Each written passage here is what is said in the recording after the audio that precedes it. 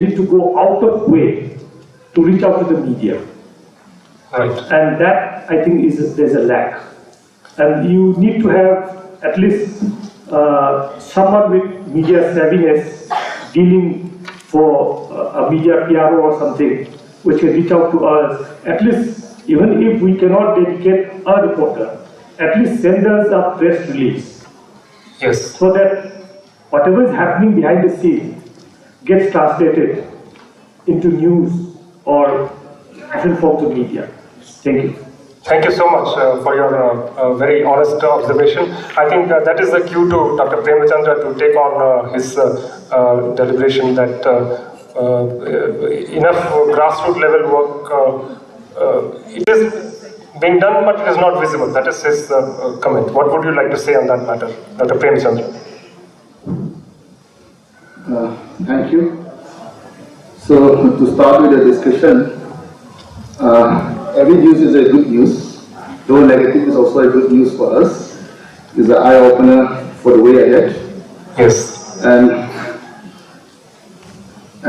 the comment even from the media also we to accept in two accounts as to say that the palliative care movement is a very new thing, and there are certain things where people usually don't prefer to hear also. Because there are things that we are happy. We are happy with the birth of a child. We are happy when a male boy is born in a family, but not as so as a female lady, female girl. So as to say, the society also not happy to hear dying stories.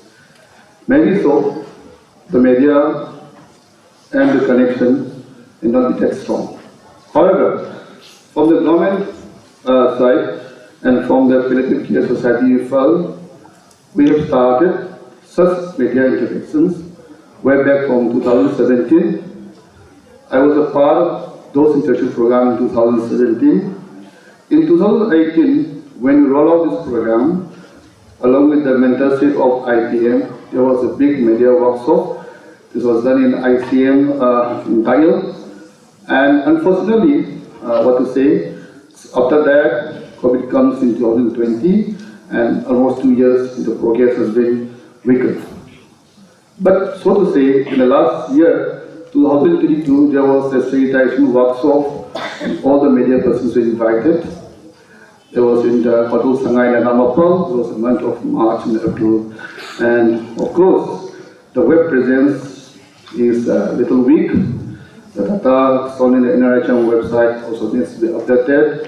We accepted that, those things. But I'm happy to know again that many research are going on now. Even Sir Rogan is with us. Under the Department of Community Medicine, I am told that many research are going in palliative care also. So I think the movement will be spearheaded now. There will be more interactions with the community. Of course, we cannot go without this media pillar. Media are our messengers. They are the ones who are going to carry the message to the public, not only to the public, to the policy makers. Government is now focusing on war on drugs. I believe, who knows, if people forget nicely, they may come with war on cancer or a movement on palliative. So that's my comment. Thank you. Thank you so much, Dr. Premachandra, taking it positively and moving forward. Let me come to Dr. Brogan. As an academician and a dean of a prestigious medical college in the country, how do you see the role of the academicians and the teaching institutes in the propagation and institution of instilling the knowledge of palliative care into the medical fraternity, including the medical students and the nurses? How do you think is the role of this thing, and how should the medical colleges in Manipur go about doing this so that we can enhance the activity of palliative care and then increase the services to the people?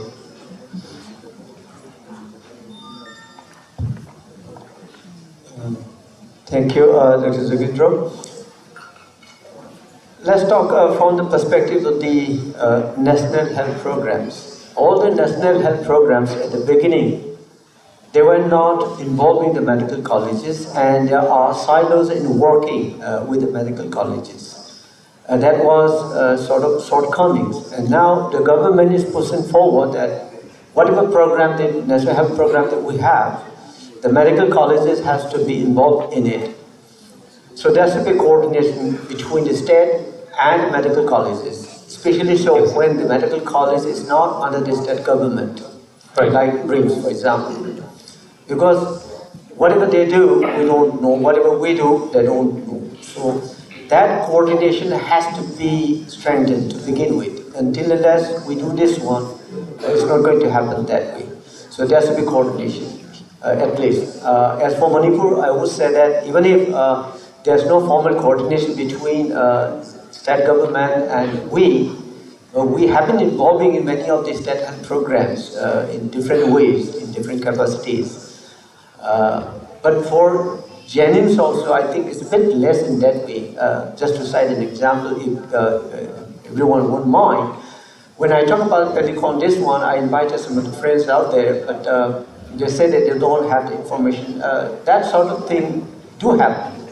So we have to reach out to the state government, because since state government is supposed to be the owner of this program, so they need to reach out to these medical colleges. And only after that, things will roll out. For the medical college, to begin with, they can be a good resource for the training of the people, because usually medical colleges are teaching students, so they will be good in training the whatever manpower that you have in the state. Secondly, for my department, at least for that matter nowadays, after the district residency program of the government of India, that is the NMC, that National Medical Council, every postgraduate are supposed to be posted in one of the periphery, in one of the district hospitals for at least 3 months. So there also, if we train our own staff here in all the departments again, they will be a great tool to propagate or to service to people, to give service to the people in terms of, not only in terms of the palliative care, but in other health programs. NCD, for example, is a part of the bigger program. So that can also be another thing that we have to look out to begin with. There should be good coordination between these two. Now coming to the faculty members out here again, it's not that the faculty members or some of the departments, they are not doing this palliative care. They have been doing it, of course, but we need to formalize it, recognize that one, and integrate it with the National Health Program, that is palliative care program. That integration also is lacking. They are doing it, but we should be acknowledging it as a part of the program. That way also we can do that one, along with the training of the medical students as well. Oh, as for the medical students, now since we have 4 medical colleges, what I see is NCD is a big chapter in it now. Within that one, we can formulate sort of curriculum about palliative care, the 4 Ds, and we can propose to the university to include it in our curriculum. Yes. And that can be also part of the examination. For us, for Indians, I should say that if it is not asked in the exam, they don't take it seriously. So that way also we can... Students, do you hear that? So that is something that we can do. As a dean, I see that it's very possible. It's very much possible to do that one. Yes. I just want to touch something apart from this one, apart from the medical colleges. When President said about the media and all. Please go ahead. This media, I did also join some workshop on the media ethics while reporting, especially in healthcare, in the health sector. Because for other good institutions, media institutions, they have people specifically dedicated for health. And probably we don't have it here. And these people are very aware of what's going on, and they know all the technicalities in it. So that's something different. But I'm not talking about it. Now what I'm going to say is, they are the persons, or rather they are the institutions which form the public opinion. And of course he was saying that we lack that communication with the media persons. And Dr. Prem has already promised that he is going to do it, right? One time we'll not do. We have to knock the door of the media again and again, because they are very forgetful. I'm sorry to say. Because they have other priorities. They have other, forgetful means they have other priorities. Just now we talk about the drug on war. So they have too much on their plate. That's what. That is one. So we have to knock a lot. But at least what I would like to request media persons that since they form the opinion, even in the palliative care also. They can, by publishing it, they can form sort of opinion of the public. And not only that, when we conduct a study recently, something came out which is a little disturbing. That one I would like to tell the state as well as the Palliative Care Society of Imphal. The volunteers who went from home to home, they face some problem. One of the problem is the people, they think that they are not volunteers, they are paid workers, that we can order something. For example, when they went for palliative care, they were told to wash their clothes, for example, to do other household stuff, and they were scolded, for example. In that way, that awareness about the volunteerism is also lacking in Manipur. Though it is quite common in other countries, but Manipur is something that people don't look at very seriously. So we need to do something about Thank it. you so much for that. They are not discouraged in carrying out these activities. I find that some of the volunteers, they are really discouraged because of these behaviors from the family members. On that note, on talking on volunteerism, which you have very rightly noted that the practice of volunteerism is not so well settled and formed in Manipur. There are, you will see that if you ask for volunteering many activities, there are many volunteers coming out for many other activities which we can see, the political volunteers and then the club volunteers, and so many volunteers are there. But in these activities, it is much less. Coming to that, I will come to Dr. Suresh Kumar. Definitely in Kerala, you have managed to develop a huge base of student volunteers. What did you do and what are they doing so that this is targeted to the students who are present here? How was it formed and what are their activities and what can we learn from them? You can just relate a few things so that we can develop our volunteer base here. That is Suresh Kumar, yes. Before going to that question, since media is the hot topic now, I'll share. Because I think I need to share my experience in our state, Kerala, where we started 30 years ago. And I think there is something significant. The first workshop, in 1993, we formed the organization we were trained in UK and to start palliative. At that time, the word palliative care was not known to anybody in Kerala. The concept was totally new. There was not even a Malayalam word for that. We asked some of the people who were close to us to suggest a word and we could not come up. And so the first workshop that I done was for media. So I thought, because if the media people know what it is, then it will be easy to explain to the people because they will be. So the first workshop was for key media people, half day, and then another repeat workshop was done. That is something. Second, since then the media has been with us. We requested them to be partners with us. We said, this is important, this is needed, and we are willing to work. Join us. We are not requesting them to publish a story or anything. We said, let's work together. And since then, they have been working with us on it because the Calicut Club Club, which charges for the press conferences, like the accommodation, the facility and all, 30 years, even now they don't charge us. They see it as partner. Please, you share this point. Secondly, Calicut Press Club does not charge. In 2006, Government of Kerala came up with a palliative policy. Because we were pushing it and the government came up with a policy. But what happens with most policy is policy remains only in paper. So again, we approached, I don't know if you know about, Malayalam Manorama is the leading newspaper. They were in opposition at that time because the government was left.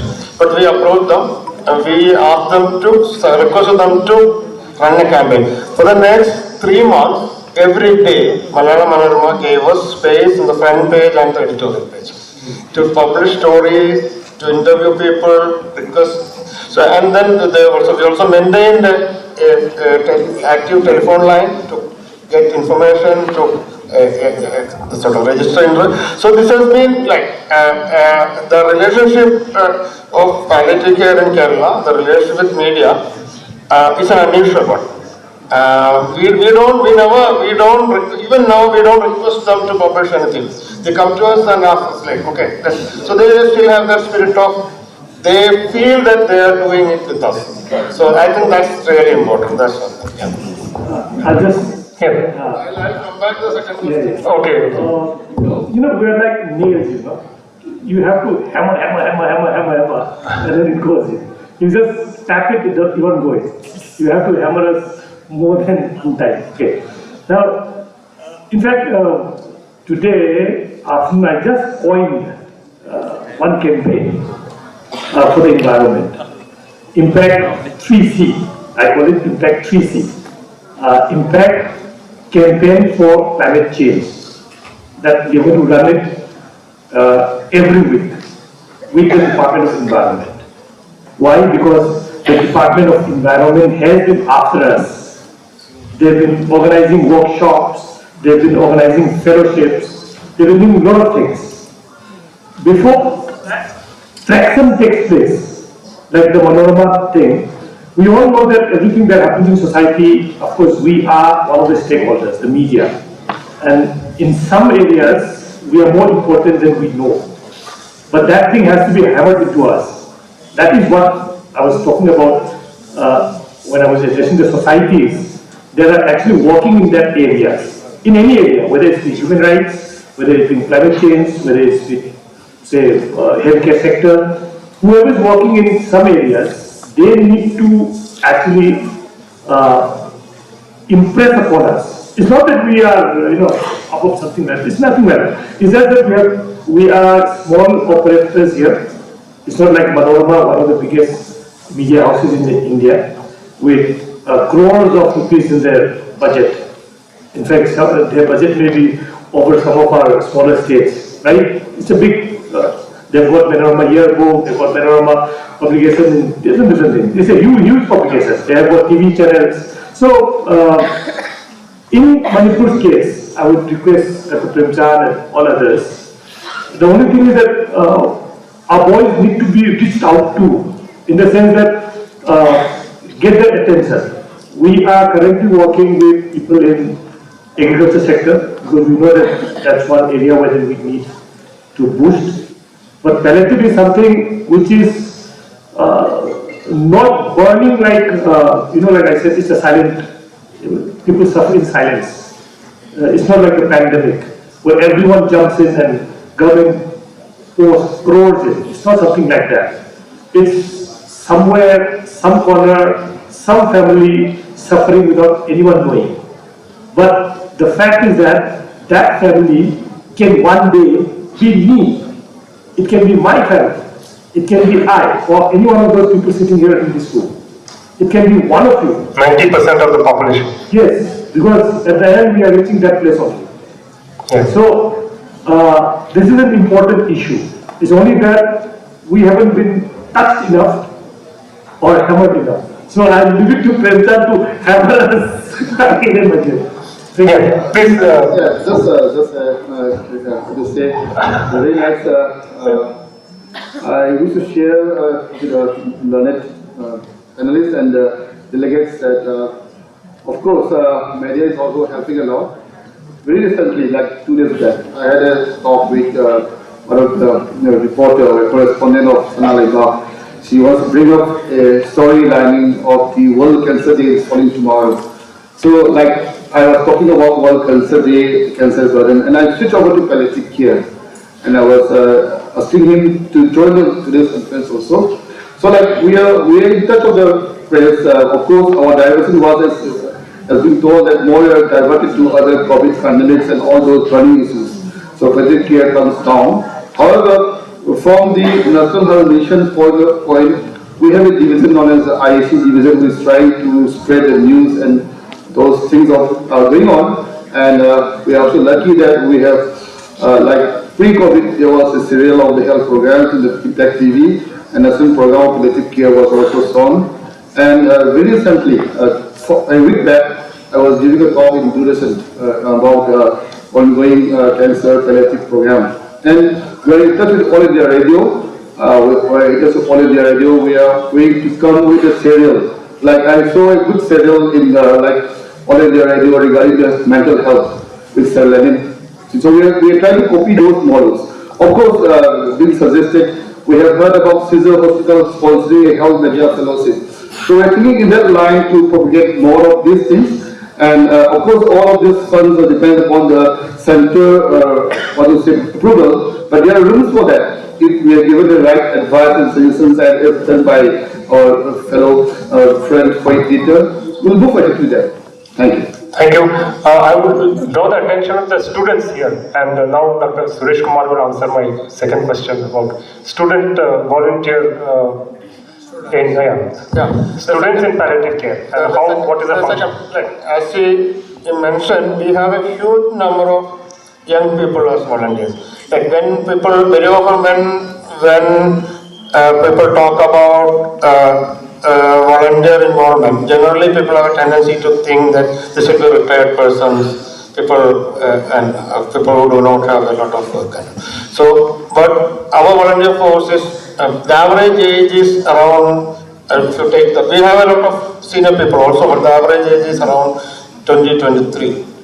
And huge majority of people in their teenagers, college students and then fresh graduates. But before I go to that, I think there is something to do with the philosophy.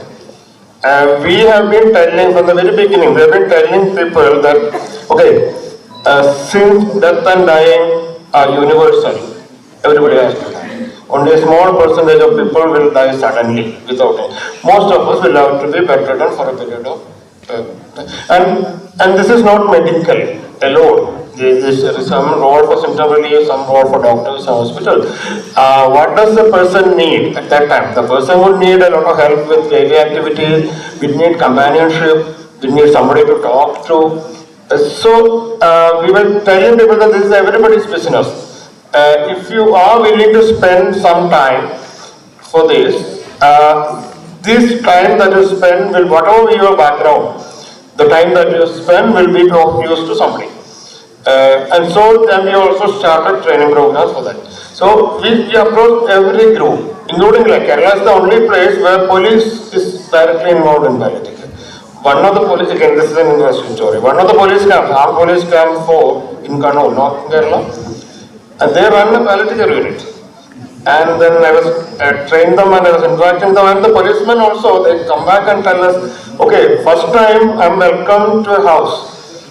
And then there are instances where, a lot of emotional instances where somebody dies and the family waits for the policeman to come. So this is also, I am still in my, I do regular, nowadays I do regular sessions at the police officers training college. Again, compassionate, how do you interact, how do you handle emotions. So that's something. So another major force is students. Student community, they have a lot of energy, and the average or the most of the students who come to us are not usually front benchers. They are backbenchers, which are the so-called, initially it was mainly the so-called troublemakers in the class. Troublemakers in the class. They do something, they do some mischief, they come to us and the teachers say that they get transformed because exposure to real life, exposure to death, dying, bedridden, it transforms people. So, and also another important thing is that we never ask people to work for us. But we tell them that this is a problem and let's work together. If you have anything, then come to us and tell us. So the kids are given freedom. They come up with new programs. They say, why don't we do this? Why don't we do this? So after a lot of out-of-the-box ideas, and over the time, my institution has become a platform where people say that you can go there and discuss any of these your ideas and so I think that adds to it. And now that it is established, we are at any point of time we have around 800 to 1,000 students working for us. Is this independent operation or do you involve the education department? The colleges, there is no formal order or anything, but the individual institutions generally, now that they have seen that this is one way of containing indiscipline in the campus also, they see that this is doing good for the, they support.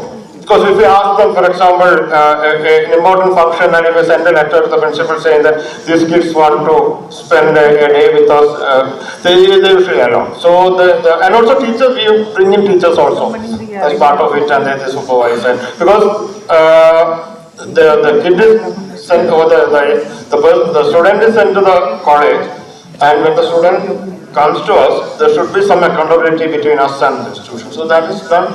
But they are supporting. They are supporting. Initially, people were a little bit suspicious, but they are now fully supporting. Can I just come in here? Yeah, please. Okay. I think this is a good model that might work in case of Manipur also, because I also help run a school, and it's in Imphal. We have had a major flood there, and we could get our students to go out of the classroom, Right. do volunteer work Right. for those people affected by flood, staying in schools, camps, Right. So our boys used to go, girls used to go there, and used to help clean the area and all those things. So if the approach is right, and if it will be good if we can actually convince the administration and for the education department to be around, to the issue, and if we can make it into a big issue. Because parental care is something which I think must be universal and not a niche kind of approach that is being seen right now. So, in fact, we can link up with schools. Right. Thank you so much. Thank you so much for that suggestion. I think we will take that. And I think also you don't have to restrict to, well, this is what we also do. We don't restrict to parents. We talk about compassionate society. How do you make this society more livable? How do you respond more compassionately to the other people? How do you make the society respond more compassionately? So palliative care is one of the areas where there are a lot of marginalized people who need. You can also work in, for example, there are people working in psychiatric illness, there are people working with flood victims. So the basic concept is we are not in competition with another agency for volunteers. We are saying that if there is a good work, let's work together. That's also important. Thank you, Dr. Suresh. There are lots of questions in my mind, but time is telling, and we have to wind up. Otherwise, I would have asked very many more suggestions. Just a quick round from all the panelists as to what individually each one of you has personal involvement in this movement. What each one of you would personally do. Please, just 1 or 2 lines, and then we'll close the session. Thank you so much. Yeah, please, Dr. Brogan, please. Yes, please listen to him and remember, and then we'll follow him, all of them, whether they are committed, they are doing what I am committed. Yeah, please. As I said now, I will start working on that curriculum by calling all the deans of the medical colleges. I will make sure that it is a part of the curriculum and asked in exams.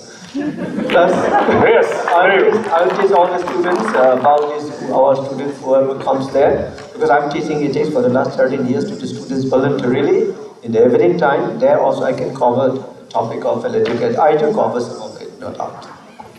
Then I will continue doing that. Yes, Mr. Rupachandra. Mine will be with a caveat. Will be a caveat in the sense that I'm in the Editors Guild Manipur. Mostly all the editors are there. So one of the things that we could do is work with the society and give it the traction that it needs in the media. But that will come with the caveat that the society actually empowers us. Because the fact is, most editors, if I today, in our group, I say, come on, let's be active on palliative. Most people say, what is this? They'll probably ask, what is this? Yes. Because we will need to be, the editors, at the editor's level, the editors need to be first sensitized. Right. So that ball, I will kick into Premchand's. Yes, and he will accept the ball and then twist and turn it so that we can play the game. Yes, Dr. Premchand. That's a very good suggestion. But if I'm allowed, I can say that our Honorable Health Minister and even our Honorable Chief Minister is very keen to propagate to the media of what we are doing in different health scenarios. And maybe we should take a lead of what the editor is saying. We should go ahead and say to the editors, go to the press and make them aware of what we are doing. This is, from my personal point of view, like we are able to build up the capacity at the health and wellness centers. We have trained enough of the community health officers and doctors in the PAC and in the district hospitals. Now moving ahead, like we did a lot of volunteerism in this coming years. So, like of course, the policy may take a long time, and as been pointed out, the interaction, the coordination with the education department, social welfare department, and the health department needs a lot of in this area also. Of course, in the national health program, we have the program known as Ayushman Health Ambassadors, where students are selected from each class to propagate the news of this health concept, including insulin palliative. So such things we need to roll out. And in today's morning discussion, there are good volunteer schemes on from Philippines also. We can learn a lot. Of course, the ideal is in the Calicut, Kerala, we can try to copy a bit. So my coming years, we wish to go with the community and a volunteer. And I believe this will be successful because very recently, there's around a few days back, palliative and elderly care has been integrated with the ongoing flagship program of the state, the CM Health for All scheme. The CM Health for All scheme goes for door-to-door screening of NCDs, and here in this scheme we are going to find out as much as possible patients who require palliative care and stay at home hidden. So the word hidden will sometimes be that after some time will not be there as hidden. Of course, there are issues coming up how to handle those cases. The community is large because we expect around 11,000 population. At present, we cater around 1,500 from the health department. So there is around 10 times we have to move ahead faster and stronger. So we need support from all the organizations, including Sarbogan, who has said that the curriculum. And of course, I believe that the government of India has given some advisory maybe to the medical colleges to adopt health and wellness centers. So I think that policy could also come up, and I look forward to better cooperation in the state so that we can move ahead along with the forerunner, the Palliative Care Society of Imphal. Thank you. Thank you so much, Dr. Prince. Dr. Suresh Kumar, who has done much more for us than we expected and anticipated. He has done such a lot for us, and we are very thankful to him. Not exactly as to what you would do, just your thoughts as to the short-term activities that we should focus on, and then the long-term objective that we should keep so that we can move in the right direction. Just your thoughts and your suggestions as to what all we can do. Just a few sentences and we'll close after this session. Yeah, immediately steps that we have to take. Immediate step, I would on a phone call, but first step I would get the transmission lines open, which mainly means media, social media. We need to have a strategy to take this message across to people. This is about you, right? That's the first thing. Secondly, you need to keep the training platforms open. Say, if I'm interested, I heard about this and I thought it looks okay. So there should be an opportunity for me to learn more about it. And then you need to have like some sort of a contact number of people who want to listen, and then need to have both for the healthcare professional and for the short training courses, sensitization program. Because when I read something, I find that interesting. And if there is also a number along with that, and they find that okay. So I think these two are really important next step. Because we need to treat it as a very, very broad process. I was telling them that the first step is to keep all these transmission channels open. People should know what it is, and there should be the group should be talking to people about palliative care. And second one is create facilities, platform where people can learn and know more about it. Say I heard about it, and then I asked somebody, and then they would say that okay, there is a training program. So these two need to be there, and along with that, now they are developing palliative care sort of initiatives along with health and wellness centers. And when you train people, can be linked to the local. They don't have to come all the way to Imphal or Shija Hospital to do. So this can be a process whereby you link it up start working. So I think that's the first step would be to establish these two things. You can use social media on a big scale, multiple Instagrams. Kids use a lot of Instagrams, I think. One question is, you use the student as volunteers, right? Do you incentivize them, not by money, by the way of a certificate or recognition or something that you feel urged to do? No, so first, we don't do this. So for example, a student who has been working with us for 3 years, when he or she wants to apply for another higher studies or he wants a certificate, we are going to issue it. But most of the students won't ask for it, and we don't give in between for a brief period. So for example, the National Service Scheme has a certificate program, like for example, compulsory social work. In between for a brief period or a couple of years, we entertain that. But we found that it brings in wrong types of people. So this is the policy now is we are not offering anything in return.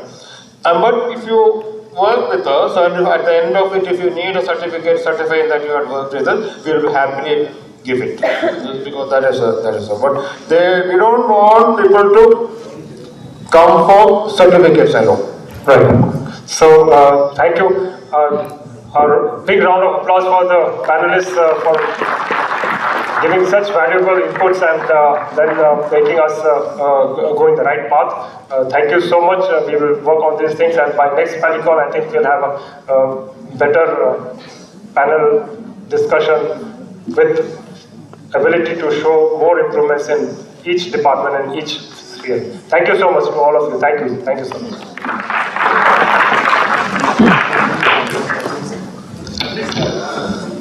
Thank you, sir, for the respected panelists and moderators for the enriching interaction with regards to the state palliative care Manipur model.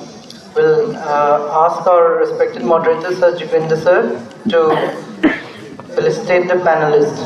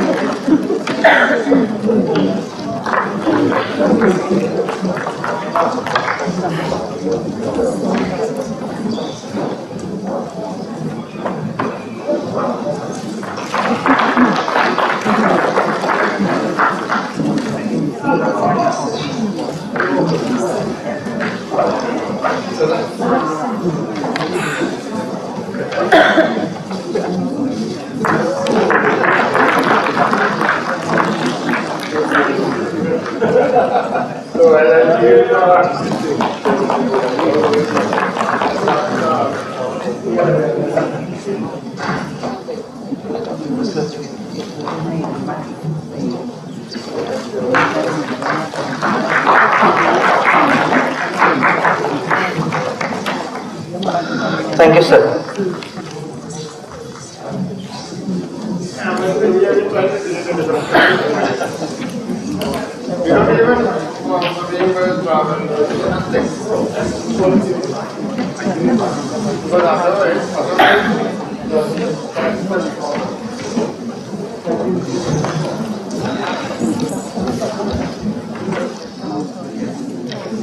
Welcome everyone again for the last session of the day, pain and non-malignant care. As Kofi Annan said, knowledge is power, information is liberating, education is the promise of progress in every society, in every family.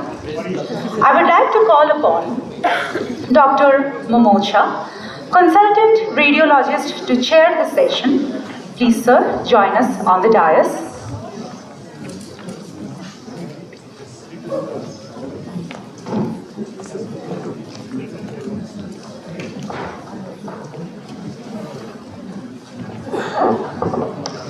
Thank you, sir. Now, I would like to call upon our first esteemed speaker for this session, Dr. Dharendrajit, consultant pain physician, Shija Hospitals and Research Institute on interventional pain management in palliative care. Sir, please.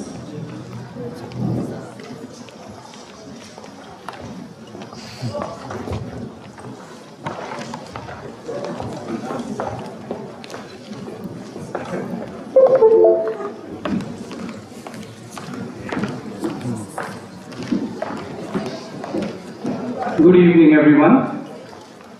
The panel discussion was really interesting, and it was informative and an eye-opening one. So I don't think, we needed a tea break to energize us. We are already energized with the amazing discussion which we have had. We're going to start off with a session which is pain and non-malignant palliative care. And the first speaker for this is Dr. Dharendrajit, consultant pain physician, Shija Hospital, and he will be speaking on interventional pain management in palliative care. I would like to say a little brief thing about Dr. Longjam Dharendrajit Singh. He's done his speech from RIMS, Imphal, and his fellowship in pain medicine, AIMS, Delhi. He's an assistant professor, Department of PMR and Pain Medicine, Shija Academy of Health Sciences, Imphal, and he has had number of awards, distinctions and honors. Some of them are Best Paper Award 2017 by Medical Society RIMS Imphal, Professor Navnendra Mathur Memorial Award 2018 in Delhi, and Dr. W. G. Rama Rao Fellowship Award 2020 in Kerala. He has special interest in minimally invasive advanced pain intervention in dry germinal neuralgia, disc diseases, neuropathic pain, joint pain, fibromyalgia, and cancer pain. And also, he has had multiple publications in international and national journals. And a specific technique called the ultrasound-guided lumbar transforaminal epidural injection in paramedian sagittal oblique out-of-plane approach has been published in Pain Medicine Journal and has been accepted well. So we have Dr. Longjam Dharendrajit Singh to give a talk on the topic. Thank you, sir. A very good afternoon, everyone. I really appreciate the organizing team for giving me this opportunity to talk on this topic, and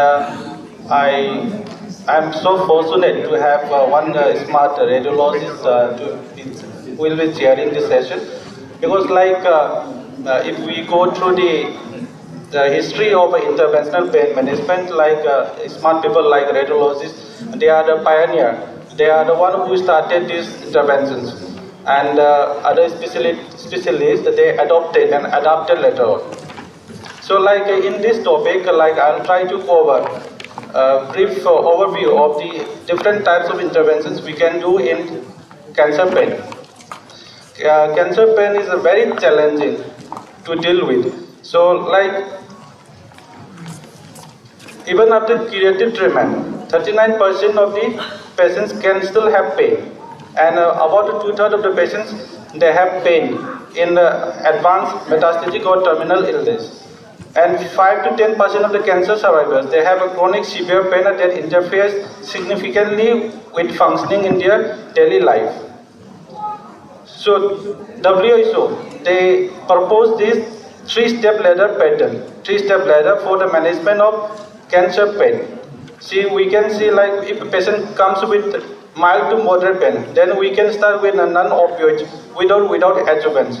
If pain is not controlled with these non-opioid medications, then we can go to the step 2, mild opioids, without non-opioid, without adjuvants. If still patient is not getting sufficient pain relief, then we can go ahead with the step 3, opioids, strong opioids. So in that ladder, there is no scope of interventional pain management. So later on, in the year 1999, Deere came up with this idea of step 4, that is minimally invasive interventions for the management of cancer pain. So this is one informal 4-step ladder for the management of cancer pain. So here in the step 4, we have interventional pain management, minimally invasive. So drug therapy, they remain the foundation of cancer pain management. WHO ladder is effective in treating cancer pain in 70 to 90% of the patients. However, in 10 to 30% of the patients, pain is not adequately controlled because of the side effect or with the side effect. And some of the patients, they are not responsive to the WHO ladder pattern. So, and there is no clear-cut consensus when to use invasive therapy in cancer pain. But the rule of thumb is start with a conservative treatment, progress to low risk to more invasive high-risk procedure. But it is justified to go ahead with the invasive treatment in the severe refractory pain. See, all interventions, they are designed to relieve cancer pain. They carry some amount of attendant risks, and this must be weighed against the potential benefits on a case-by-case basis.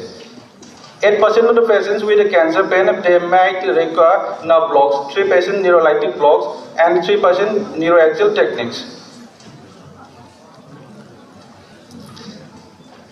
50, to consider for an interventional pain, to consider for a intervention, like patients should have at least 50% pain relief on oral analgesics. There should be adequate counseling before the treatment. Written informed consent should be taken. Rule out any other causes of pain apart from his primary cancer. And the interventionalist should be fully trained and expertise in the intervention. And there should be no contraindication to the planned procedure, maybe from the comorbid condition or for the coagulopathy patient is having. And we should screen for any psychological disorder.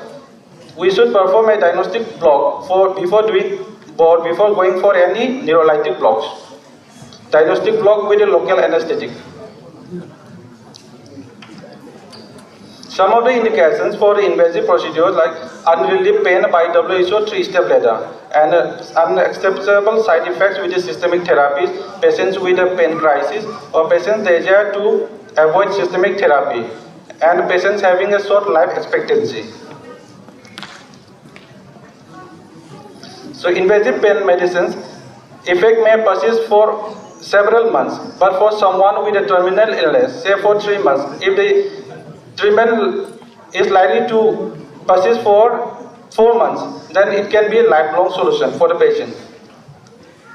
So some of the commonly used interventional procedures like neurodestructive procedures for localized cancer pain syndromes, like for the head and neck region, peripheral nerve blocks can be done. And for the upper limb pain, brachial plexus block or intratracheal neurolysis can be done. And for the chest wall pain, epidural injection, intratracheal neurolysis or intercostal neurolysis can be done. For the upper abdominal region, visceral cancer pains like GV cancer, pancreatic cancer, we can do celiac plexus neurolysis or splenic neurolysis. And for the pelvic pain, superior hypoglycemic plexus block can be done. And for the rectal or perianal pain, we can go for a intratracheal neurolytic saddle block or superior hypogastric plane block or a ganglion Imphal block. And for the unilateral pain syndrome, we can go ahead with a cordotomy. And some of the interventional radiological procedures like percutaneous vertebroplasty, kyphoplasty, or radiofrequency ablation for the bone lesions can be done. And neurostimulation procedures for cancer pain like spinal cord stimulator. And regional analgesic infusions like by a catheter, pump, or port can be done. So the first technique will be neurolysis. It is a treatment to destroy the nerve. Cancer pain often stems from the growing tumor and injured tissue, so an effective block, so for it may be a neurolytic procedure. The chemicals we usually use are the alcohol, phenol, or glycerol. Radiofrequency is an ablation. It focuses on the amounts of heat to a tissue that ablates the tissue. So neurolytic agents we commonly use are the alcohol and the phenol. Alcohol is we use 50% to absolute alcohol, 100%, and phenol 6 to 10% in saline, water, or glycerin.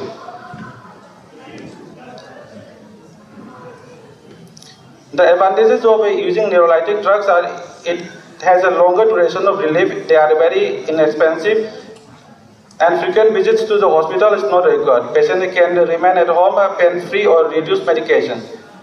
Some of the disadvantages include effects unpredictable, may need hospitalization for assessment of complication, it needs skilled practitioner. Imaging equipment is necessary for any blocks and it needs to be repeated. The prerequisite for neurolytic block, it is technically demanding, so we should be trained enough. and careful selection of the patient. Diagnostic block, as I said earlier, it should be done before any intervention. We should anticipate and tackle complications. Types of neurologic blocks. We can go ahead with the autonomic nerve block, peripheral nerve block, or neuralgia blocks. So some of the sympathetic blocks we can go ahead are like stellate ganglion block for the head and neck cancer or the arm pain, and celiac plexus for the upper abdominal cancer pain, and lumbar sympathetic for the lower limb pain, and superior hypogastric plexus block for the perineal, pelvic or lower limb pain, and a ganglion Imphal block for the perineal or rectal pain. So stellate ganglion block, stellate ganglion is the sympathetic ganglion that lies in front of the neck of the first rib and in front of the transverse process of the C7 vertebra. So in this stellate ganglion block, we are utilizing C-arm or ultrasound guidance for it to block with steroid, local anesthetic. Some of the indications are CRPS 1 and 2 neuropathic pain syndromes, lymphedema, phantom limb pain syndrome, cancer pain, differentiation of a sympathetically mediated pain and sympathetically independent pain of the head and upper extremity, head and face sympathetically mediated cancer pain, post-mastectomy pain syndrome.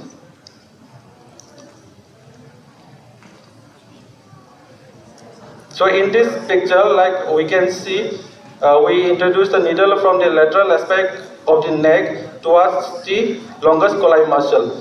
In the prevertebral fascia, we deposit the injected, and we do the stellate ganglion block.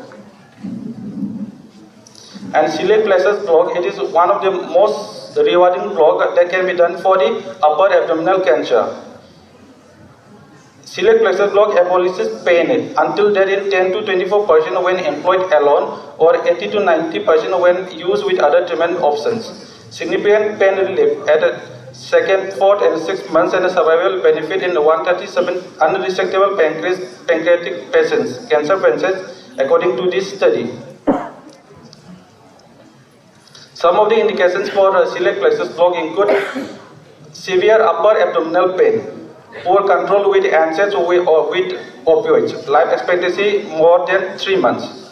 Contraindications include ascites and disturbed cervical celiac plexus block because of the distorted anatomy, multiple pains and patients with a coagulation disorder, and those who deny consent.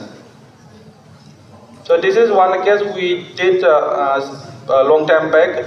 A patient is a case of CV cancer with severe abdominal pain with a numerical rating scale of pain of 9 out of 10 on morphine 120 mg per day and gabapentin 1800 mg per day. So we did this celiac plexus block under fluoroscopic guidance, and post-procedure, patient had a marked improvement in the pain with an NRS score of just 2 only out of 10, and we could reduce the morphine dose from 120 to 30 and a gabapentin from 1800 to 600 mg per day.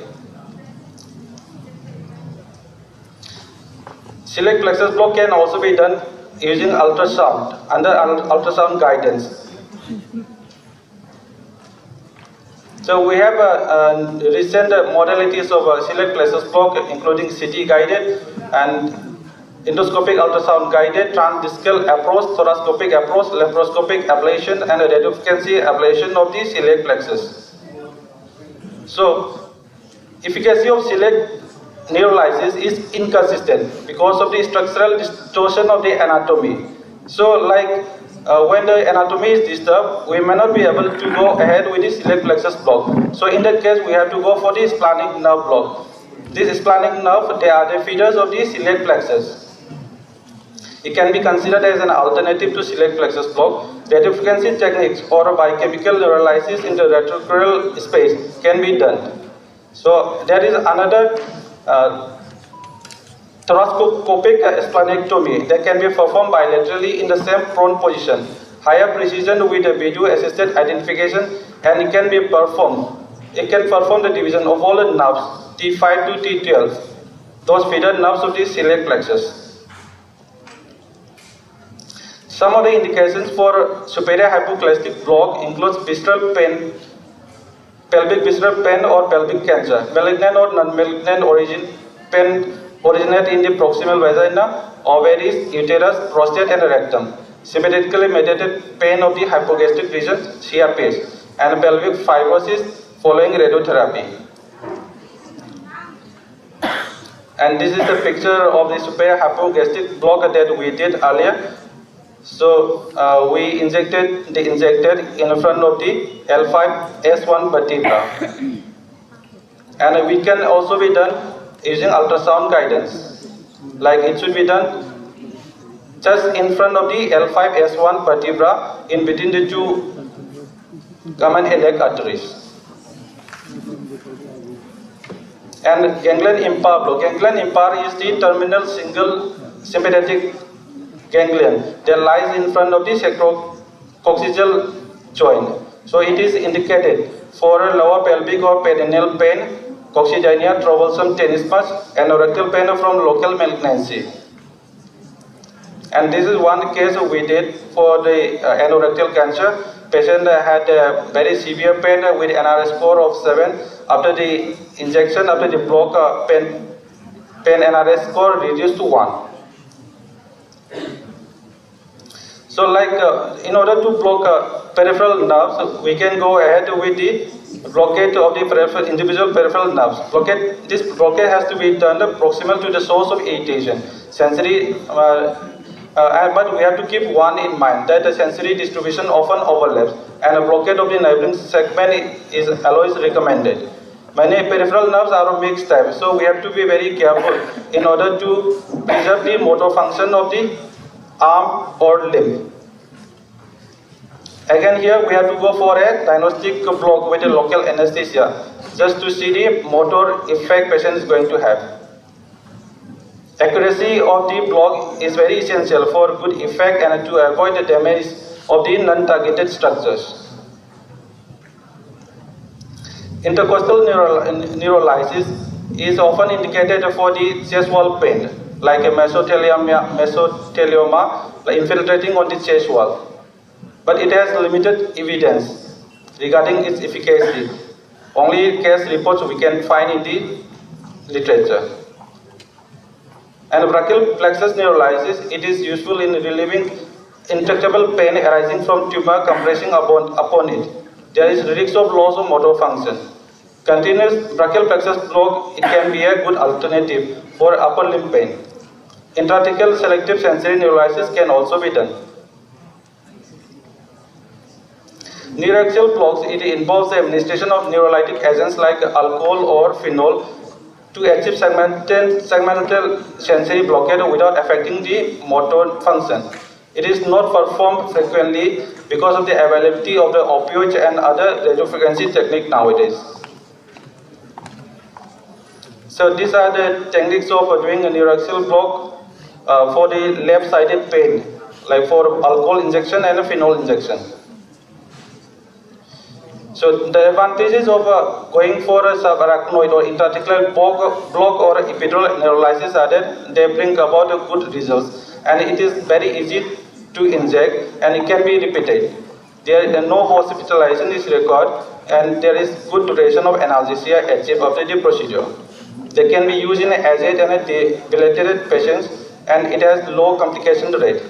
Some of the few complications can be paralysis of the lower limb or bladder bowel dysfunction. Advantages of this intrathecal injection over epidural neurolysis are that verification of the placement they are very specific. Once you do the lumbar puncture, if CSS comes out, then you are very sure that it is in the intrathecal space, and they brings about a more profound analgesia. It can be performed as an outpatient basis. Precise control, proper positioning, minimum dose is possible with a subarachnoid block.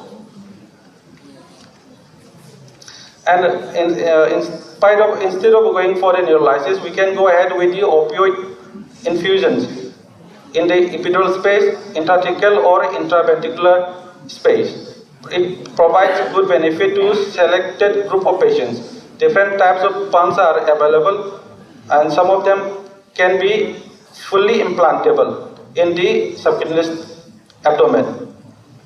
Morphine is commonly used for this kind of infusions, and when the morphine is not effective, we can go ahead with local anesthetics, clonidine or ziconidine.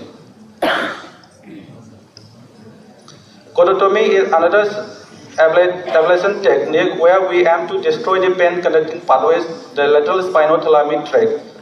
It is originally widely used for the chronic pain conditions, but presently adapted for use only in patients with cancer.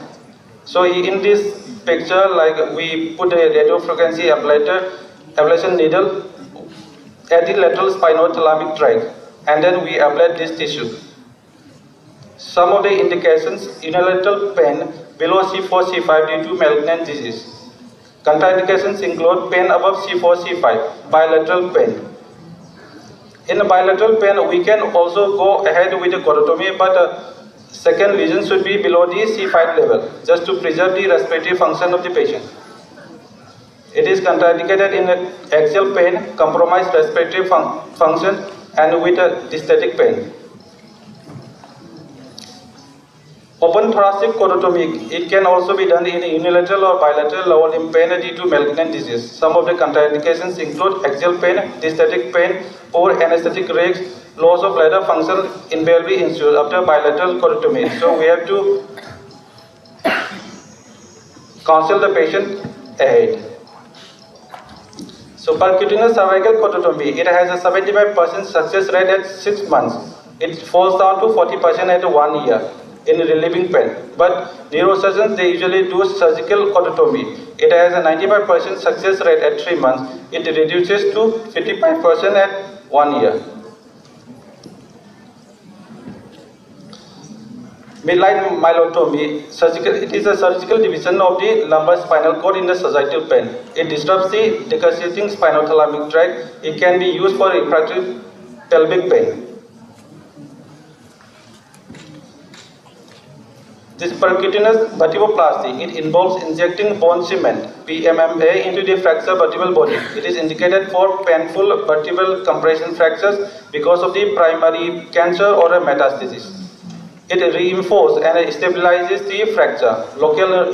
This cement, bone cement, has local neurolytic effect on the nerve endings inside the bone. When a patient is having a multiple vertebral metastasis, then it is not possible to go ahead with the vertebroplasty at different level. At that time, we can go ahead with the gray ramica nigricans block. As we can see, about 70% of the nociceptive supply to the vertebral body comes from the gray ramica nigricans. So it is a good option to block this gray ramica nigricans in multiple vertebral metastasis.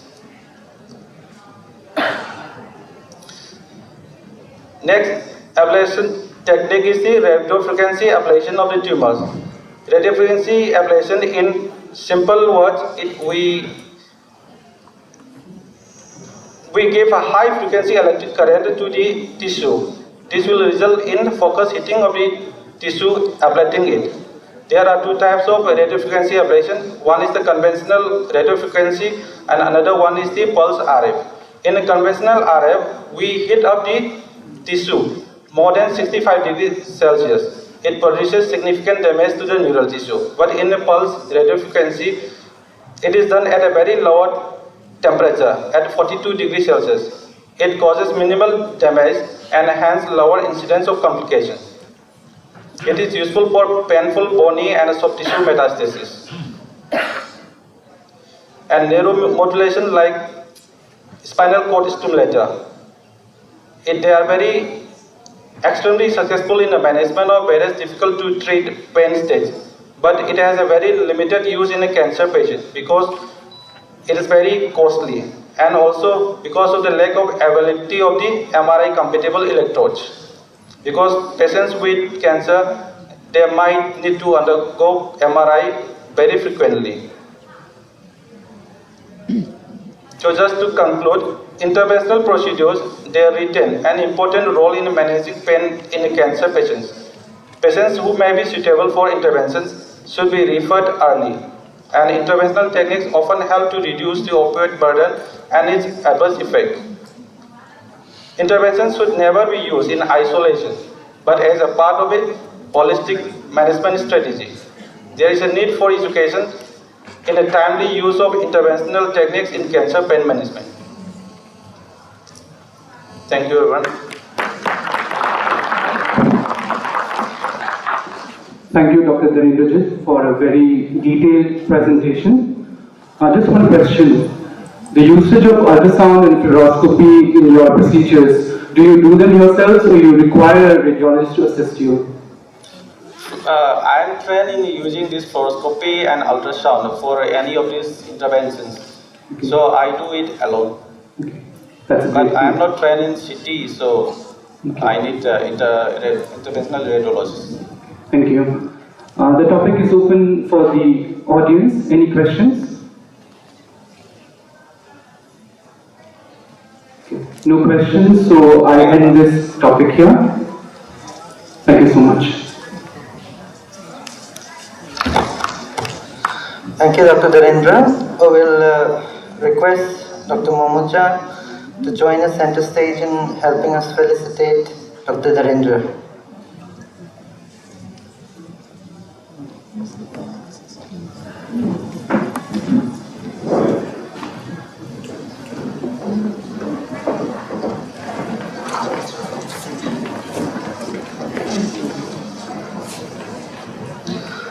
I would like to call upon Sir Subodha to join us center stage on helping us felicitate Dr. Momocha, the moderator.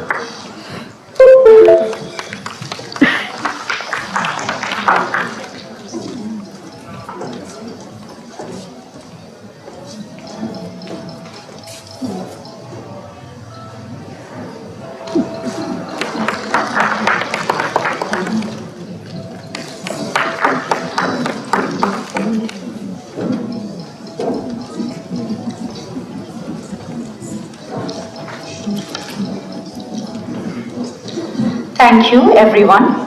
Next, I would like to call upon the chairpersons for the next event, Dr. Gulliver, Consultant Nephrologist, Shija Hospitals and Research Institute, to come join us on the stage, and also Dr. Sumitra, Consultant Cardiologist, Shija Hospitals and Research Institute.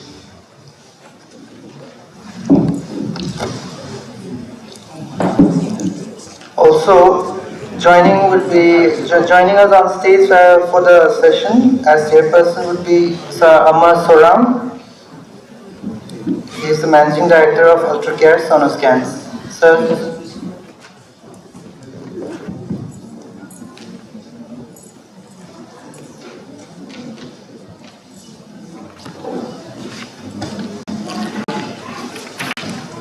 Thank you all. Now, I would like to call upon our esteemed speaker for this session, Dr. Puneet Rathod, Consultant, Palliative Medicine, Gangaram, on topic, Palliative Care for Non-Malignant Diseases. Please, sir.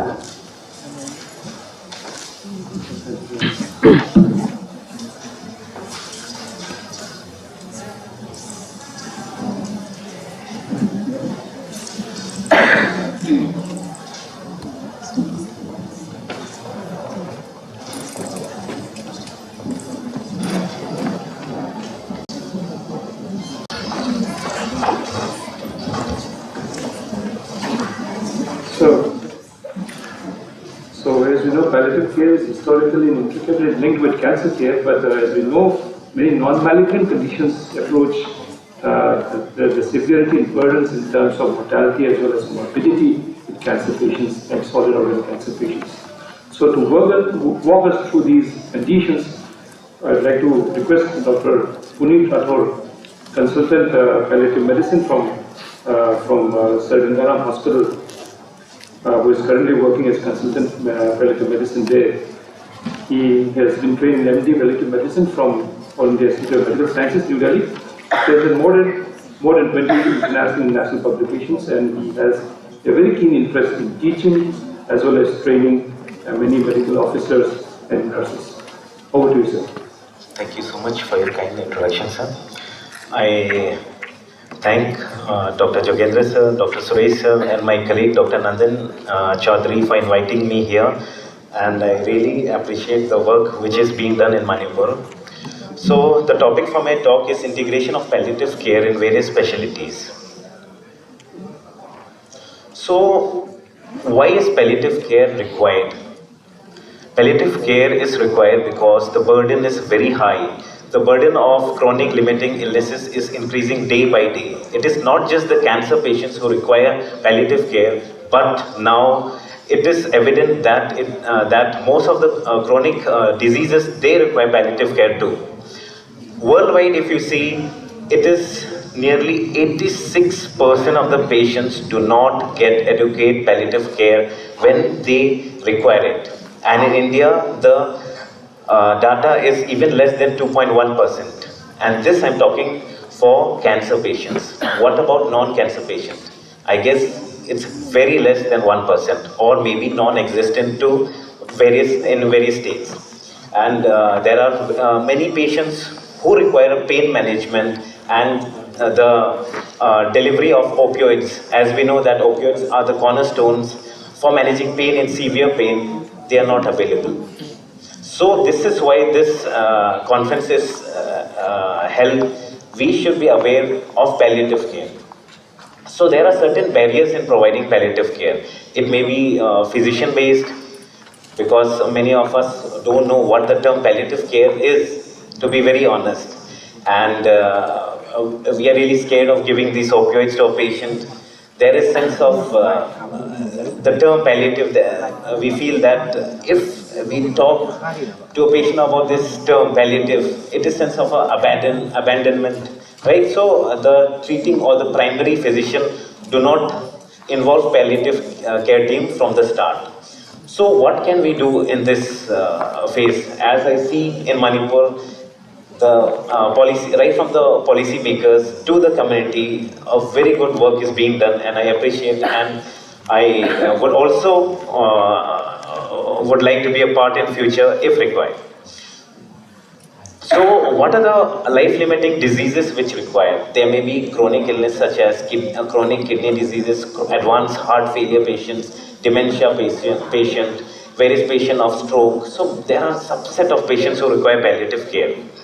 So here in this figure you can see that the most common patients who require are of cardiovascular background. It's nearly close to 39%. And then followed by cancer, and then various other specialties. So what are the core palliative care concepts when we approach a patient?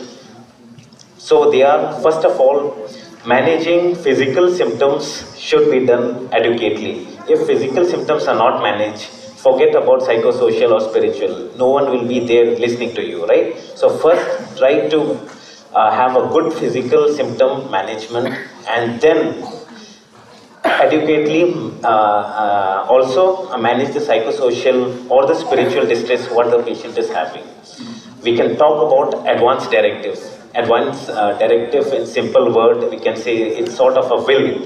We all write a will for a property, right? So suppose I am suffering from a chronic disease, and I know that it is in advanced stage, and I don't want a ventilator to be I don't want myself to be put on a ventilator if I know that there is no outcome. So I can just opt for supportive management, and this is all legalized. In fact, you all will be very glad to know that recently the Supreme Court guidelines have come out with a very simplified norms for these.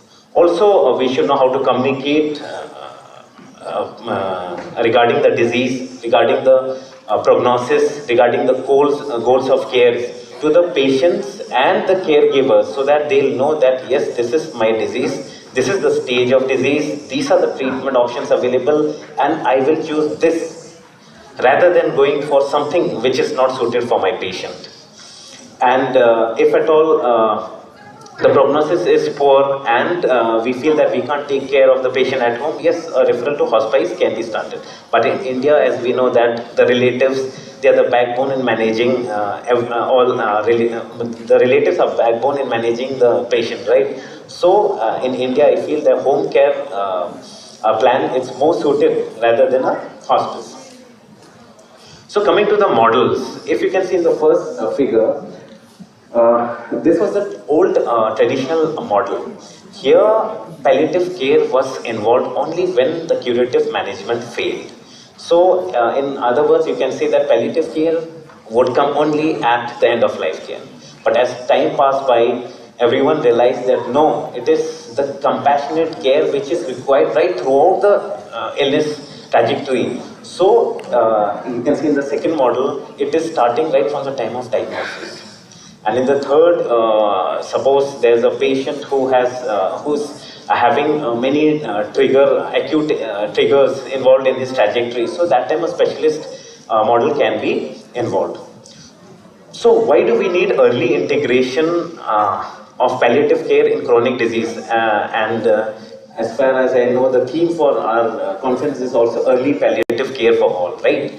So when we involve early palliative care right from the start, we will be able to address the goals of care, what is right or wrong for the patient. We will be able to know the preferences. We will be able to manage his physical symptoms. We will be able to make a rapport right from the start so that when the terminal event comes, it will be easy for us to provide that compassionate care at the last time. So what are the benefits of early palliative care? It is, as I told you, rapport and relationship building to provide a good symptom management, to explore and understand and educate about the illness, to clarify the treatment of goal, assessment and coping needs, assistance with medical decision making and coordination with other care providers. We all know that palliative care is not just provided by the doctors. In fact, to be very honest, the nurses are the backbone in the hospital setting. And it is the volunteers, as we had a very good panel discussion, the role of volunteers and students is equally very important in managing these patients, right? So it's a multidisciplinary team and all should come forward and step in providing dignified quality care to these patients. So what are the benefits of early palliative care? There are many recommendations, guidelines. They told that if early palliative care is given, that will improve the patient as well as caregiver's quality of life.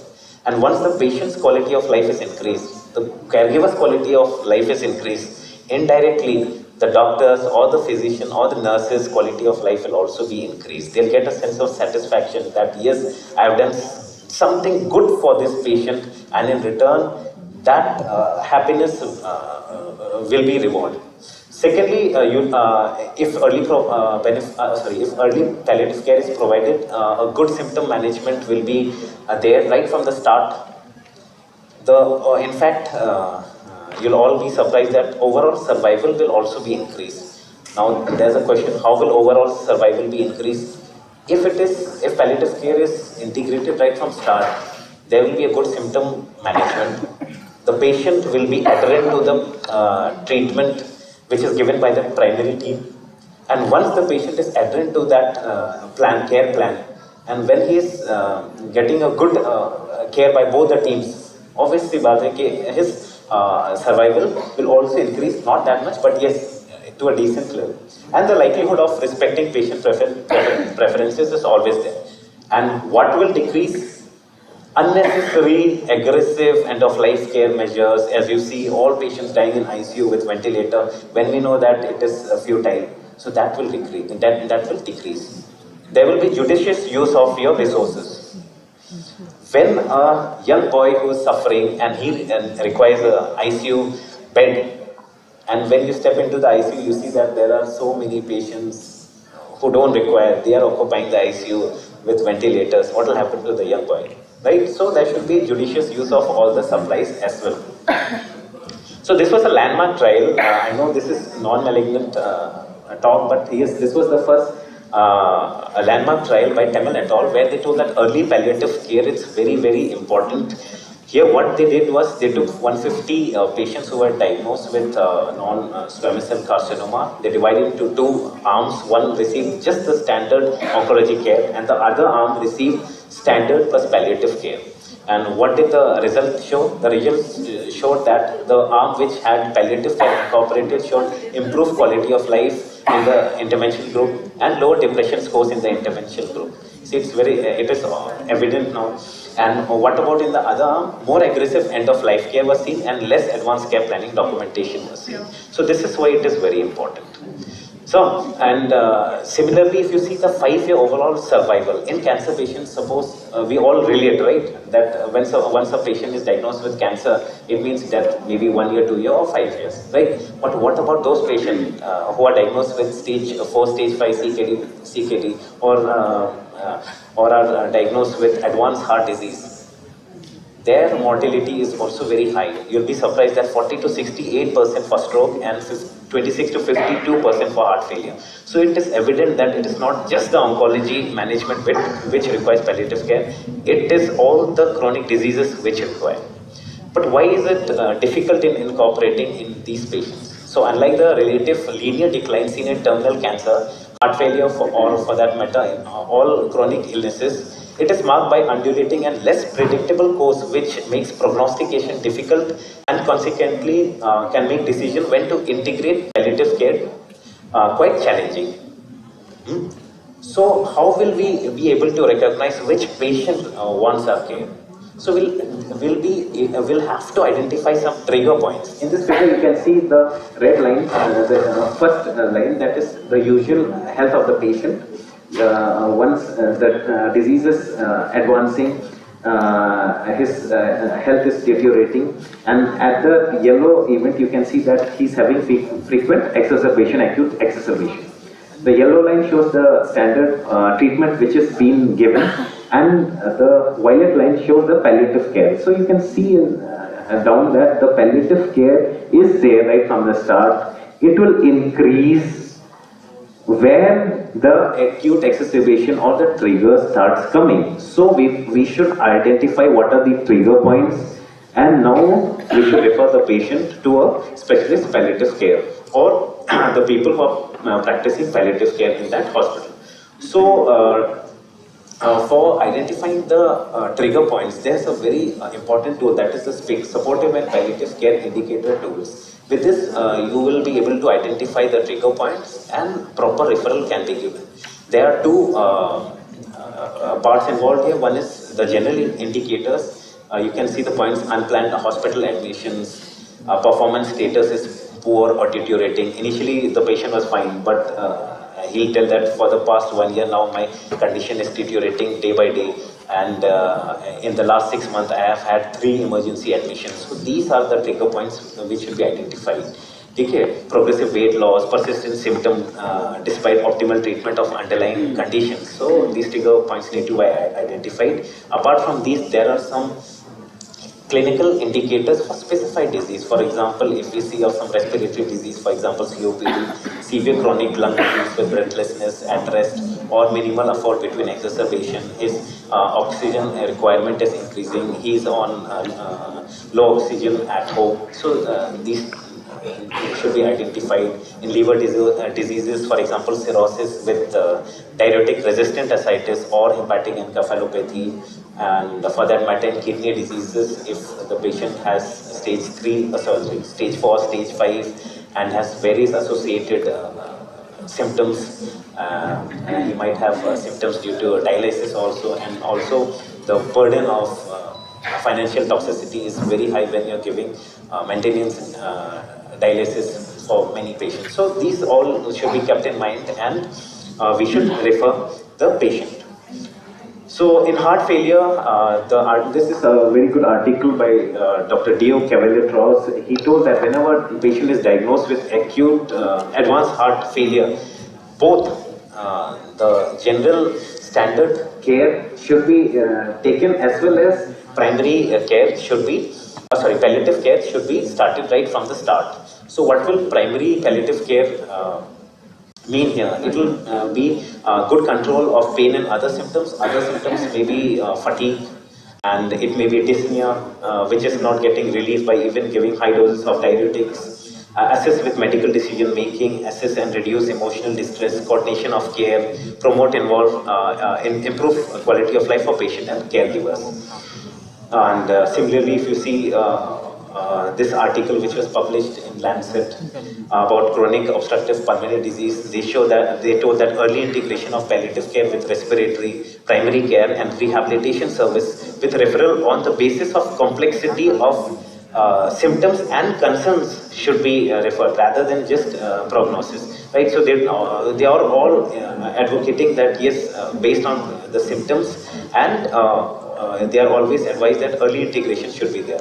So similarly in COPD, some trigger points you can identify, for example, at least 2 hospitalization because of COPD exacerbation, need of long-term oxygen, permanent NIV at home, body mass is decreasing, or progressive or newly diagnosed severe comorbidity. So these are some of the triggers in COPD patients. So these has to be identified.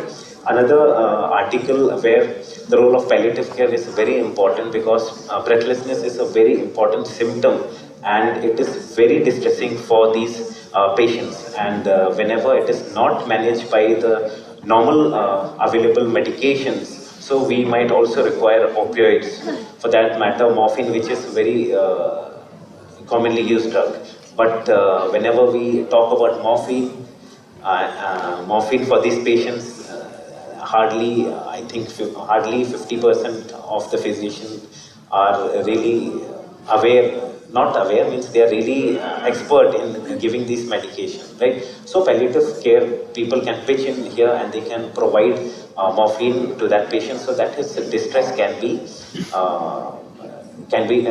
less, and morphine will not only decrease the pain, it will also reduce the anxiety, it will reduce the perception of breathing. Basically, breathing involves breathing, panic and anxiety cycle. So once you break any of this cycle, so automatically the breathing pattern improves for the patient. So morphine is very useful.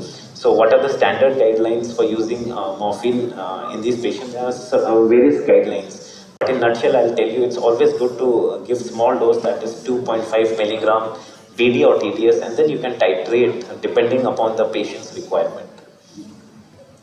And similarly, if we talk about kidney disease, this article, they say that patients with acute or chronic kidney disease usually experience poor quality of life and decreased survival expectancy and thus may benefit from palliative care.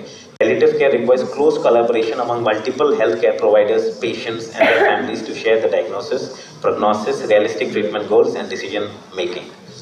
And this is the kidney supportive care which should be given when a patient is diagnosed with advanced kidney disease. Whenever he is diagnosed, we should give a good symptom management. We should communicate, as I told you, on what lines about the treatment, about the prognosis of the disease, whatever options are available, whether dialysis is required for the patient or whether he will not benefit with dialysis, and if he's not benefiting with dialysis, what supportive measures can be taken for him, what medications for pain can be given, how much to titrate and what not to titrate, how do you need to take care of the not only the patients, also the caregivers, and also providing psychosocial support. So again, if you come over to neurology, as I told you, a stroke patient, again palliative care is required in these patients. Whenever you're managing a patient of stroke, it is not just the physical symptoms which has to be taken care of, it is the care for the caregivers, because they know that the patient is lying down in the bed, they are very distressed. So you need to clarify what is going to be the prognosis and how the disease will play. And while taking care of these patients, they are bedbound patients, so proper nursing care should be given. Nursing care in the sense oral care should be talked about when they are in bed. So bed sores management has to be taught, feeding has to be taught, bowel and bladder management has to be taught.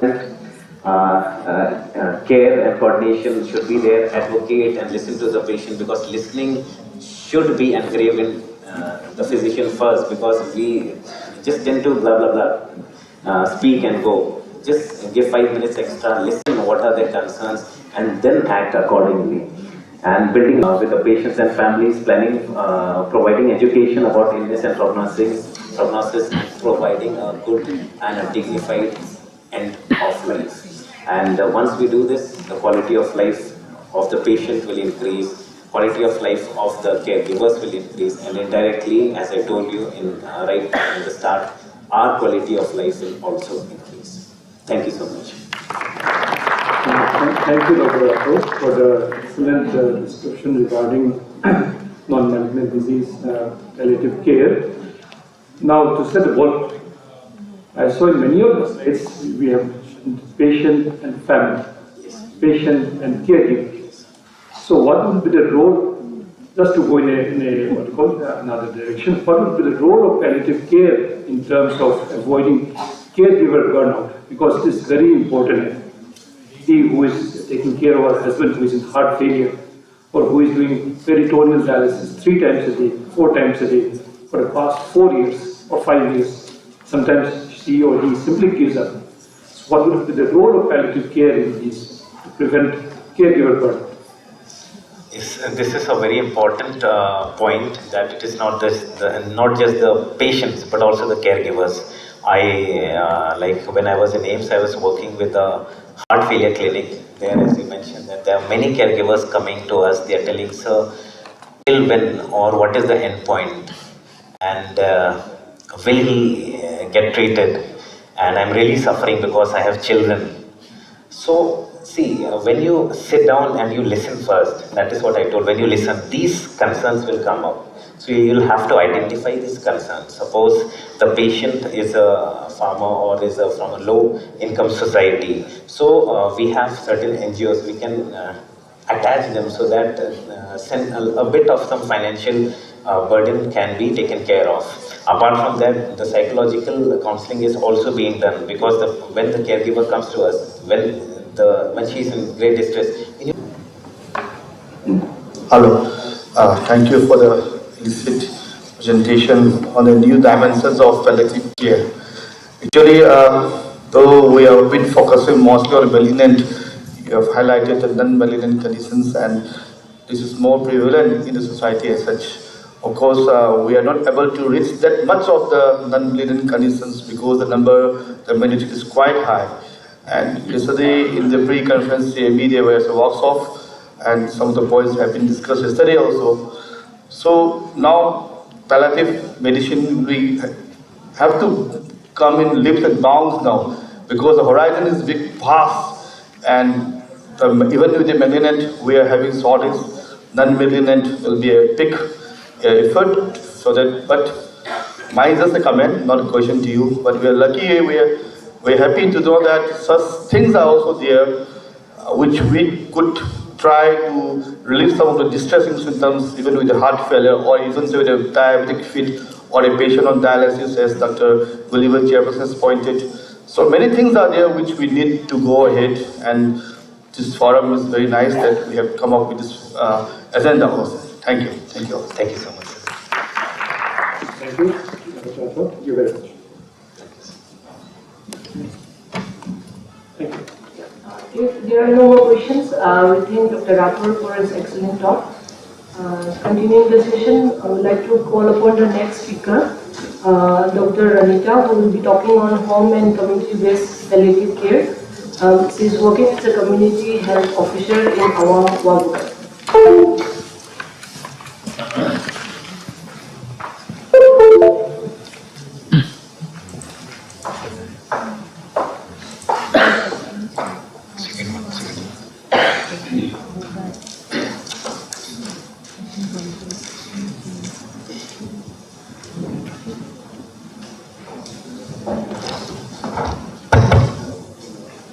Good evening, respected Chairperson and all the delegates present in today's conference. I think now it's very late, so the participants become less, okay.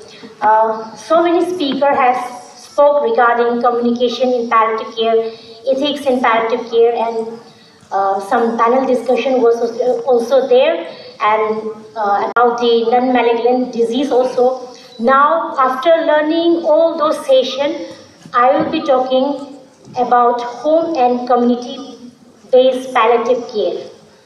I just want to tell my chairperson that I'm from a nursing background. I'm not a doctor, and I thanks PCSI, for giving me opportunity to speak in this platform.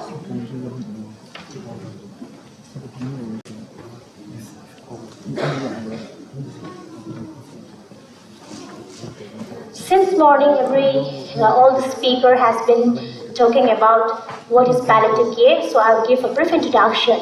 The World Health Organization defines palliative care as an approach that improves the quality of a life of a patient and their family facing the problem associated with life-limiting illness by the prevention and relief of suffering by the means of identification and impeccable assessment and treatment of pain and other problems, physical, psychosocial, and spiritual.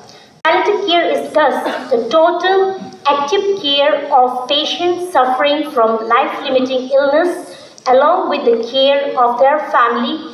It relieves suffering and improves the quality of both life and death.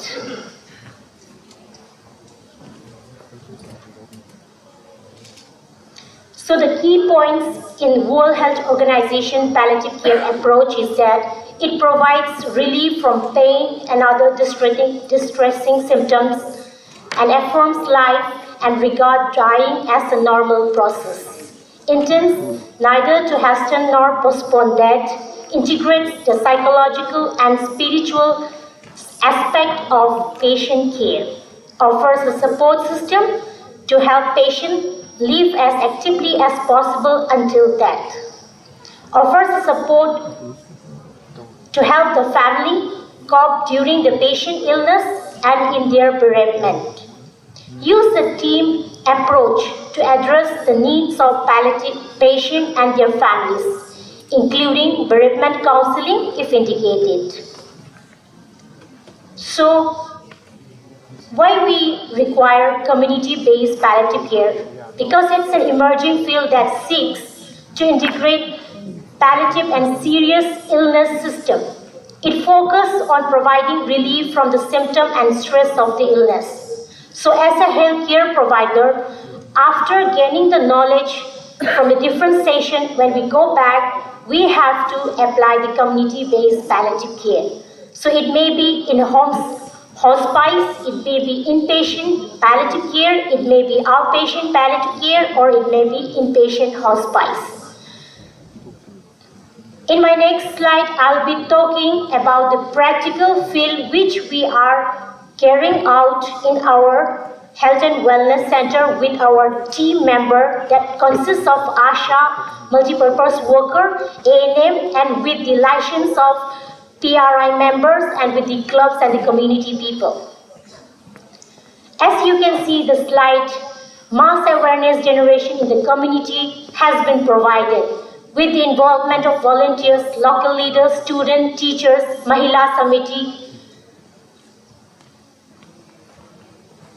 And we do provide basic nursing home-based care like cannulation of the patient which they cannot travel to the hospital setting, and we do RAS tube insertion, those patients who required, and bed bath, those patients who cannot get up from the bed, and not only that, we do Follis catheter change, some minor procedures which we can do in our level. And not only that,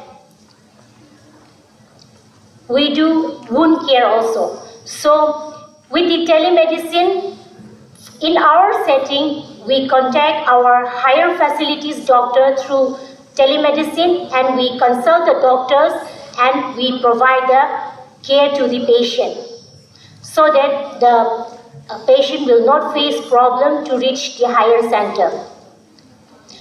And we do fundraising programs.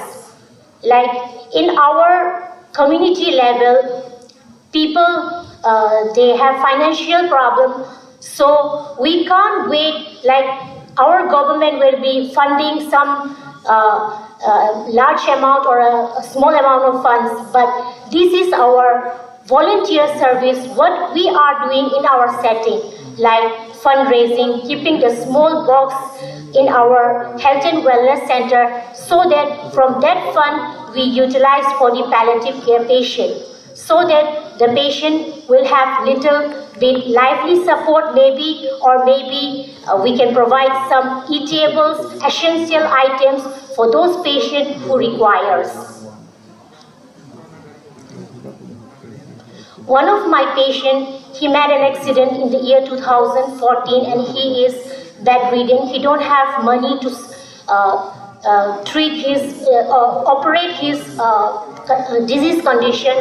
So he takes the help of the wheelchair and he's performing his activities of daily living. So in that part, to support in his livelihood, what we does is that we, from that donation box, the little amount which we get from the fundraise box, we go and provide to him, and we provide some sort of training with our help of our Asha, like making incense stick preparation, and he does prepare that incense stick and he sells that incense stick to the people, and he is earning little bit amount of money from that fundraise box. So this is one of the activities we are conducting in our health and wellness center. These type of lively support, we all should take an initiative and we should carry out in our community as to help the palliative care patient. And accessible of health card, Ayushman Bharat and CMHT card also, we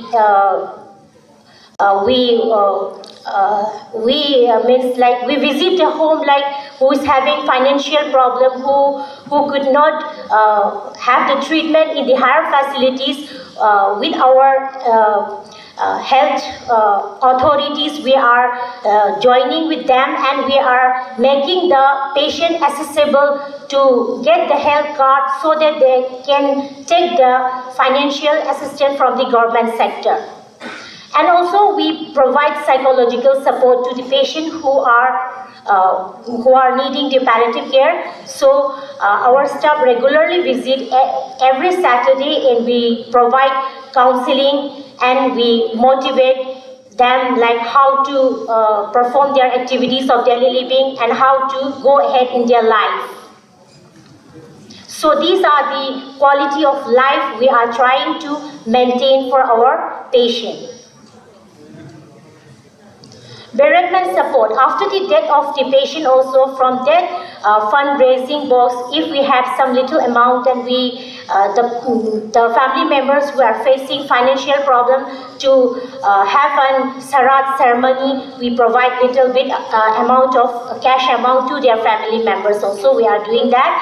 And exposure of community health officer in field visit and understanding the need of palliative care also, we are providing. Our health care workers are visiting the center and we are working as a team to explore their mental problem and to provide the psychological support. And not only that, we are organizing some recreational activities like singing song with them or making them dance. We are making them to stay a few moments happily with us. So we are we are communicating with our patient and making them happy.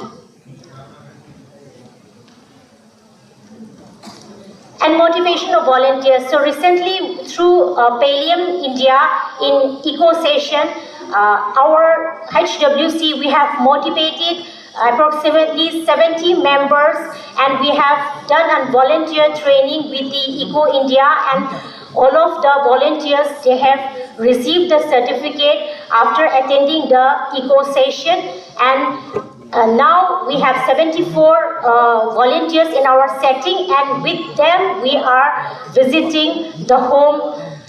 As I'll be showing one video like how the volunteer and with us we are visiting the patient home, and we are our healthcare workers also providing the procedure how to take care of the patient. So Let's have a look.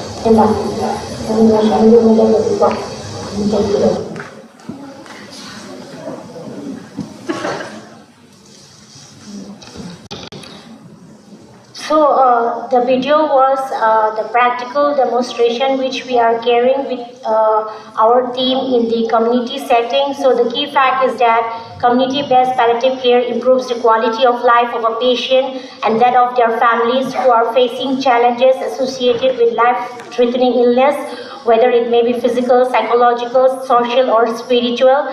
The quality of a life of a caregivers improve as well. The majority of the people with the serious illness are neither dying nor hospitalized, so palliative care needs to be available in all the setting outside hospital, in medical office and clinics, in post-acute and long-term care facilities, and in patient home. So if we don't take the initiative right from today onwards, then we will be facing lots of problems. As the previous speaker has mentioned that the elderly population will be increasing in the coming days, like it was 143 million in 2019, in 2015 it will reach to 243 million. So it's right time to take the initiative to impart the knowledge of the palliative care, and let's all together take an initiative to impart palliative care awareness. So this is, I myself quoted, let us all understand the core value of palliative care. If we delay this, the suffering of a patient will be unbearable. So it is the right time for us all to join hands and come together without wasting any blink of an eye in understanding palliative care. Thank you.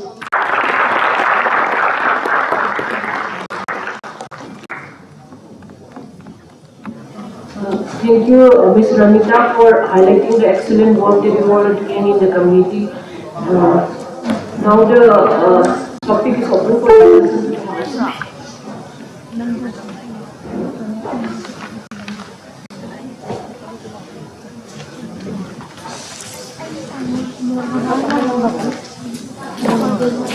Thank you, Anita, for the wonderful work that's been done at the community level at Health and Wellness Center. It's quite encouraging to note about the last video aspect regarding the volunteerism and caregiver awareness training which you impart at the field visit. My observation is like a comment. Like we have been mentored by our Suresh, and during today's panel discussion also we have been informed by the media that though good works have been done in most of the centers, yet we are not able to reach the prime person, which you say, to the limelight. Of course, this is a forum where we could understand what other activities are going on, and this conference is being shown live in the Facebook, and actually this will be giving a positive outlook to all the caregivers and to all the healthcare workers who are there and have been trained to perform such. Of course, everyone can't be like you. I know you are one of the Florence Nightingale awardee, and she has been awarded a lot of prizes in the national and state forum regarding the palliative care services. But I wish and hope that we have around 300 community health officers. At least if a portion of them could copy some of your spirit and do such activities, the palliative care movement will be going in a good direction. Thank you. Thank you, sir.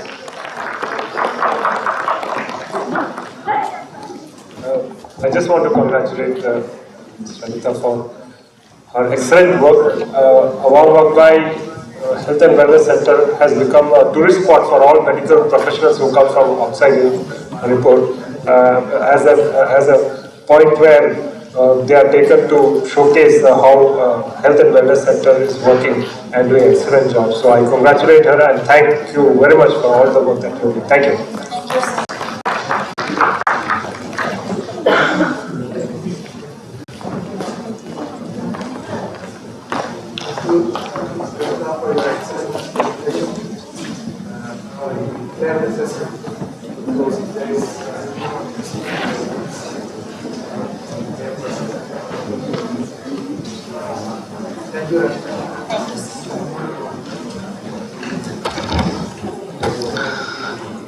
Thank you, respected chairpersons. Now I'd like to take this opportunity to felicitate Mrs. Ranita Maibam for her presentation.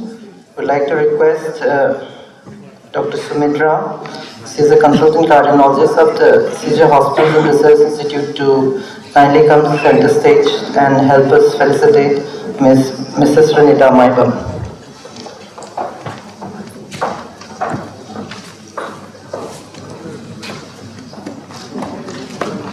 This will be followed by Dr. Puneet Rathore. Dr. Puneet will be felicitated by Dr. Gulliver and Dr. Ammar.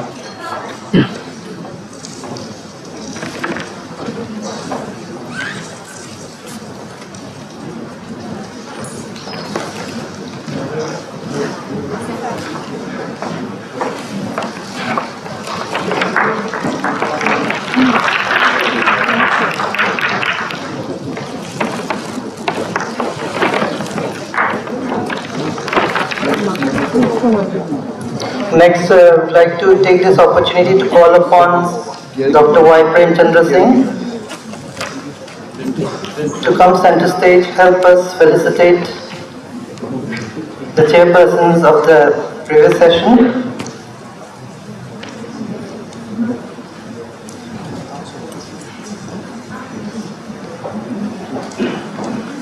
Dr. Gulliver.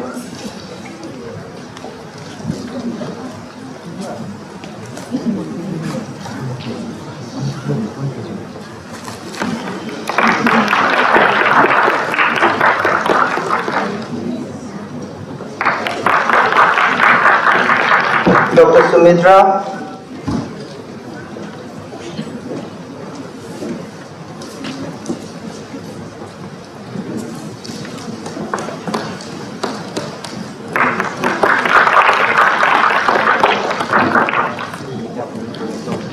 And Sir Amar Soram.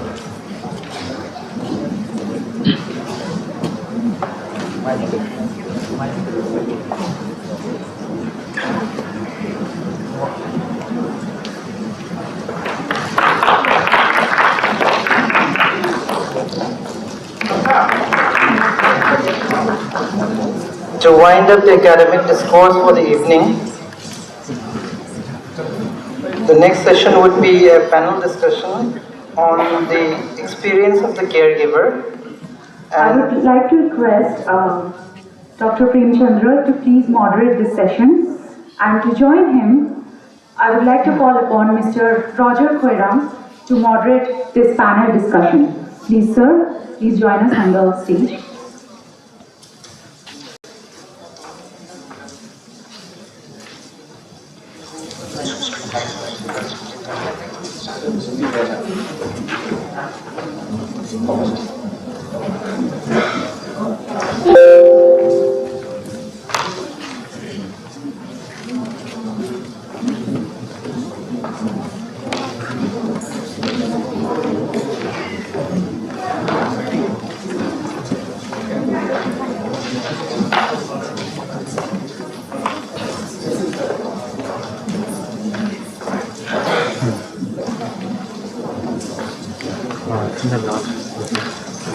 Thank you.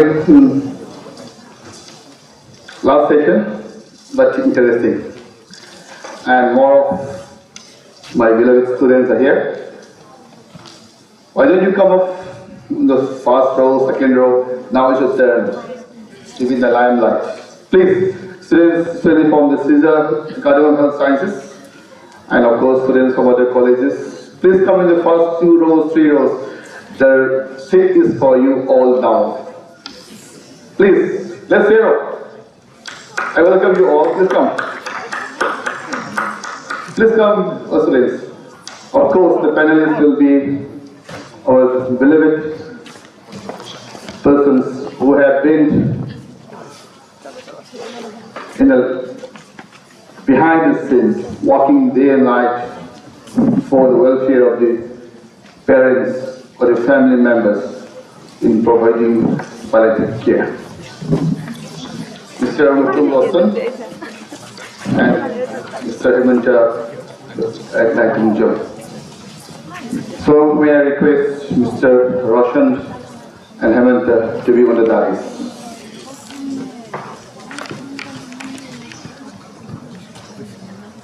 Mr. Roshan ga Hemanta ga amta kaka piro matakta.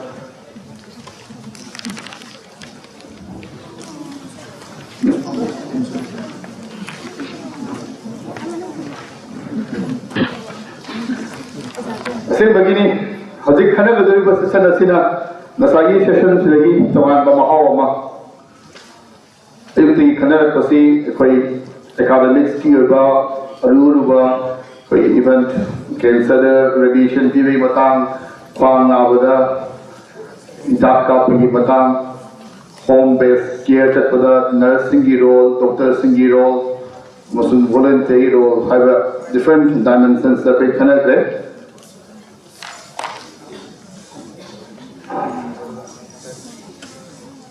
So volunteers, please help with one table so that Mr. Roger can also sit. Table on the view.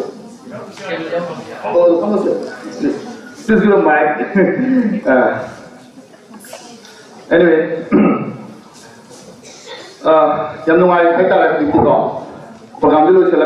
but we are in a different level now.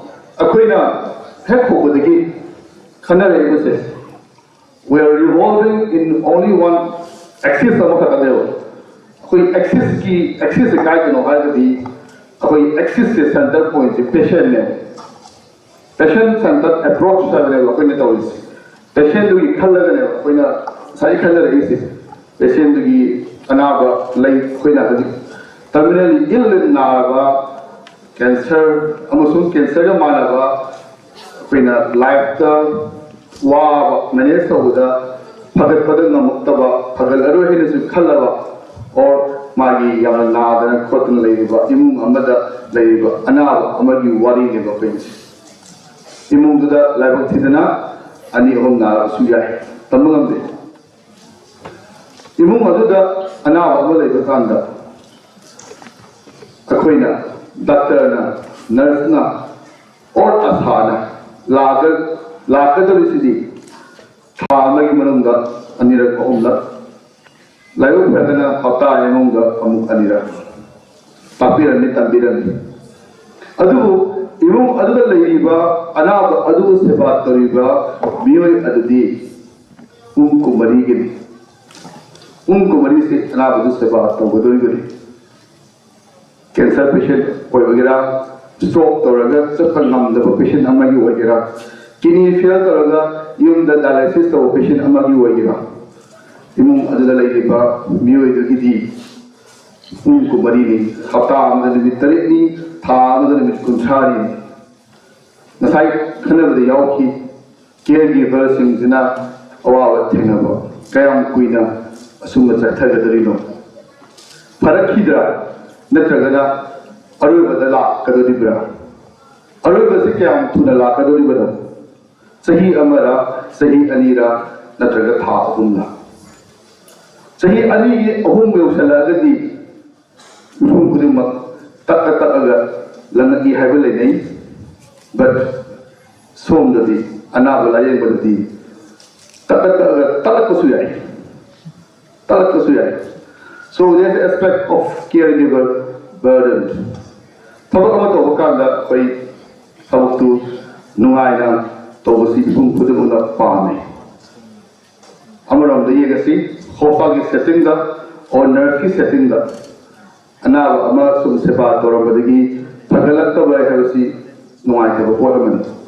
Pagalak ta badagi sum pagalak ta dadi on the stress out torakanda the caregiver nurse to gira asado gira imung le lu do gira koina burn out ai ngamaroi ta kana surrender to ku yawi sai mayam khana khai so hozik akoi mang ta ri si akoi laiba society manipur akoi rich cultural heritage level society ni alga india ki philosophy da Hindu society ni we are mostly living in a joint family. But urbanization, industrialization, last 20, 30 years, and more so the last 2-3 decades, imong amada mi mga taruk punna leramadi tongan chana rakanda imong si divided nuclear family. Most of the family members again work office goers. Level with the level but be amanika. Family planning, Lauri, Governor, we do our two. Housing population. Ahangi population is in Kalakpa, Nahagi population is Taraka, even the level mini Amato. Similar situation over that, I have none. But the Kanaba of the Gita, no see things in Diriba. When Namakai, Nazariba, caregiver, Anidiki, Makoi Yoiba, a table story about Karam Timunda, Karam Hansing, another single Sebato, Vidiki, Haviki, Wai Karan, how to be. Please.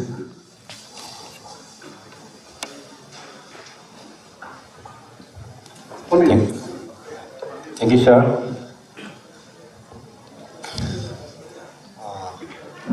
I samak Rosan Mutum Sinamai Duga Aina Thudopai Matam Lujuroge, I give consider Tingnar Kiva, Asemba, Wari Ana Akugi, Aina Kia Lujukiva, was Miamanga Sipan Bill caretaker in the town states the Miama, Pangray to Taudia, Maya Duga, Hangum hanging Yadumpu, Kushandukra, Nathai Makan data. I father-in-law the Tokiwa cancer problem Kragi Matang Day Hangso Hanzage, Adogai, Mayam the Swagi Ashamawari Tamzage. Nasi de Nasahi Aniga Animakai Ahumuki Saidiki, I give Babasi, father-in-law si Epigi. Touching them getting out of the Hindi for Manga, Sugumatam's days, the Masana of Bibsani, Adumpo. Matam di akoi ngasi de ina akoi sahi yamna ahal oiba gi matung ina akoi thaini gi oiba wakhallon da like superstition da sumba kitang moise lei aduna maram ora kan de koi lai gi tin gi khar sum torom da gi matam da gi na di hawro ja adu kan de da sahi sum la buduna sahi marfu ga mathoi ni thoi humdoi shuro ko sai de sta koi sida hospital da akoi koi sar ai mingde kanjera sa Gulliver ki ai message ni haina so ai gi patient gi site ai gi friend circle gi haibile maki mateng gi mathang la padu nai koi sa somendro kidney specialist adegi so mathang la padu gi koi operation just maina tawrsi haina koi sar Devendra na ai koi operation tobi तो कांदे दी यामने नुंगाई माकी एकोई नुंगाई वमा फावे री बाबासी Sumba condition अमदे लेरी न highway कांसिते दा एकोई सार देवेंद्र ना operation समाइन तो को से केम की नु हानि यामने नुंगाई एकोई को यामने थागतली अदुगा एकोई द नुंगाई तबम ता फील तोंदे अदुम पो एकोई नुंदा खनदि केन बाबासी सोयदना मतम अमदि थोकनी हाइबसे एकोई खांगे और ओरगसु मागी कंडीशन सी एकोई Saturday night, I could have no idea. Operation C, don't know give ready there, could learn ready there.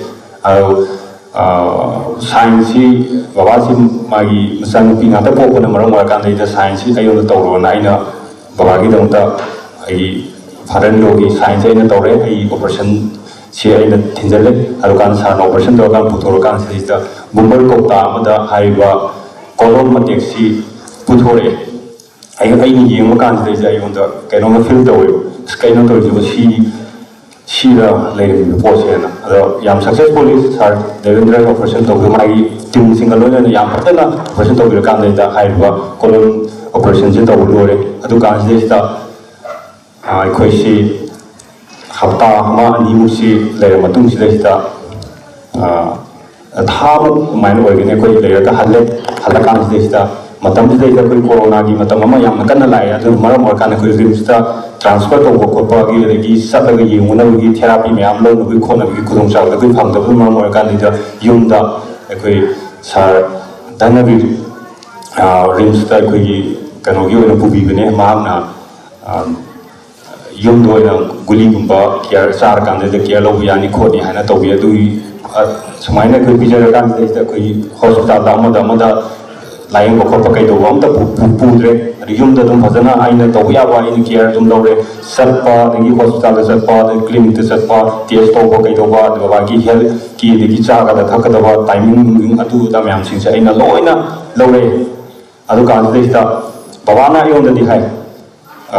Aigi Anabasi, Matamamada in Surup Yamatakiva, Biriam Takiva, Birijuma Tamangi, Monkuri, Biri, the Hansingis. Adugi Biriam Takiva, the Yu Yamatakiva, Tabakana Suba, Adu Marumakana, Wai is a Dumale, Limpata Malik and High, any Bavada, Mamakon by me, Mukun be, Adegi, Mako by me, the Namanagan will be the Nakotana Yamazana in a Togi, Bavasi Yamapile, Aduga, Bavana Yonda, Haiba, Adu with Ipans again, I Maduri Wahai doing a Sibo Kaudri, Aduga, Hazana Kalo, the Ma, on the Hangi, why is you born a Hangi, and I have a vacation a day. Bagia now was doctor sumai kan tori treatment si sumai sa thawa kan si sumai taw din taw du wa ina high ba si da kan tori ko li ba yam sing se taw yu sa yu thak yu aduga ai ju matung puno ka ba na ta lai gani hai dana ina yam phasana baba da convince so matung si baba ju illi aduga manung da di ma se kai bom bom khan ba jana aduga atop ai gi itai ma sing digi ichi sing digi ibai sing na ke lo bi kan da di moi kai khumdui no ha ba do khang da na ek baba na chingna ba khara ka sum phawa adugo aina yaring kai na monda man hai do sini na hai kan de gyan ta ba aduga monda di manung dum khalle dum bu yaring kai na ma hai kan de gi ma se last da yar ma adum bagi adum ba sathi ba na ba na te ko te ha se ma ya adu ya kan de ta ko na ekhoi upai le ta ba de gi condition henjel ba de gi ekhoi sijo hospital da amu ngasi de na tha mai manga tau mukki mamang sida khoi admit tawre aduga magi musiki haiba palliative care gi je sar somendro gi kano matung ina palliative care si khoi sar doctor nandan chaudhary gi tanara kan sida care se khoi lawre aduga anda su tawre kholoi adu na hai baba sina adi itei mo khoi myam sing si senabi na ba mi leitaba dagi nupi na su sena ba ya bagi timing hek cha da ba adagi ai su sinamai digi ulau ta na muti gi chat ba ya da bagi sum bagi khudung cha da myam si lay ba dagi baba se kamai ki alo ga dagi ha kan da aju ta ga di hospital la admit to kan da ai su matam khara dum sina na ya matam da dum lay ra gi na lay ra kan si de ba si ki alo ni adu kan da baba si cancer si ai di colon khatang oi ra na khan bane dum pu mai prostate ki problem mu su lai prostate problem su cancer su mu form to me adu na ma kan da yam na noi ta ba mo na mayam phawe ado timing jo operation to kan da de ya ga da ha bu thieng na bu ni no pa ni tre ha na gi condition mu su le adu condition mu hap su la kan ma jo pai su na le tre adu na care se pi re asai saroi na ma pan gi wa akoi morphine gi dose si pi ra kan ma gi care se tam tam na dose kaji hingat pokok pa mayam sing se to gi re ai su do na dum khang ye dum pu doctor gi wa ai gi medicare gi wa khudi mo ti ai khangje de dum ko ai wa khan de patient kai to ga de ha ba ai on de khangjare arna baba da ina phajana ai care to jare adu kan se da baba si aroi ba da on da hai re ai si ra ge ha ma se hai ai on da kan da lei le hospital la lei si do hospital dai kum da ga som da ga si ra ge na hai baba se ma gi wakhan da aroi ba wakhan lo yo ka yon hai re and baba adu gi poto baba gi sehi amadi ngasi sar hoi degi nursing degi aina degi itei moi ke hoi myam sing na baba gi dam to phana bo khona ga ji pharam dai kan si da baba na smai na hai ba ji di baba isu ngai te si gi pose phate baba to bi ganu aduga aina asuk yam hon da je je baba na I thaje bi do ma le mai to bi ganu ha kan ni da ma se adu di ai kai no ma pha na bo ma to ro na hai re adu ji ki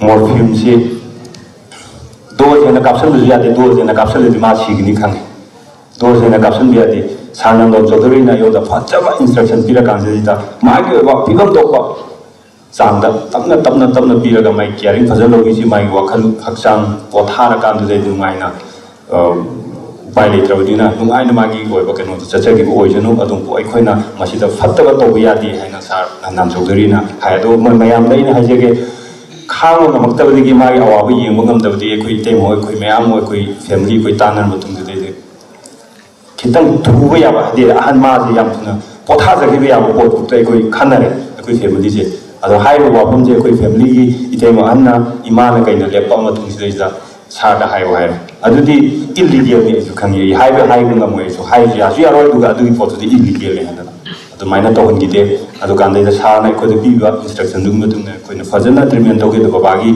yam na infis ma le gi de ada adu gi nung dang du ba na le ta ba no ma ni wa ding gi doctor gi puthar ba gi mi tu de da ma na yon da hai ma si ma cha no ba sum le ta ba ni pi nga ba ta re ko pa manga suba lojai bani ai ha na duga mana yon haram basi ai gi cha nabi tare ke mong da cha no pa ma yaw jin ha me aduga mapa mama gi laman khum bang ba macha nang oi ro ayon da haram me aduga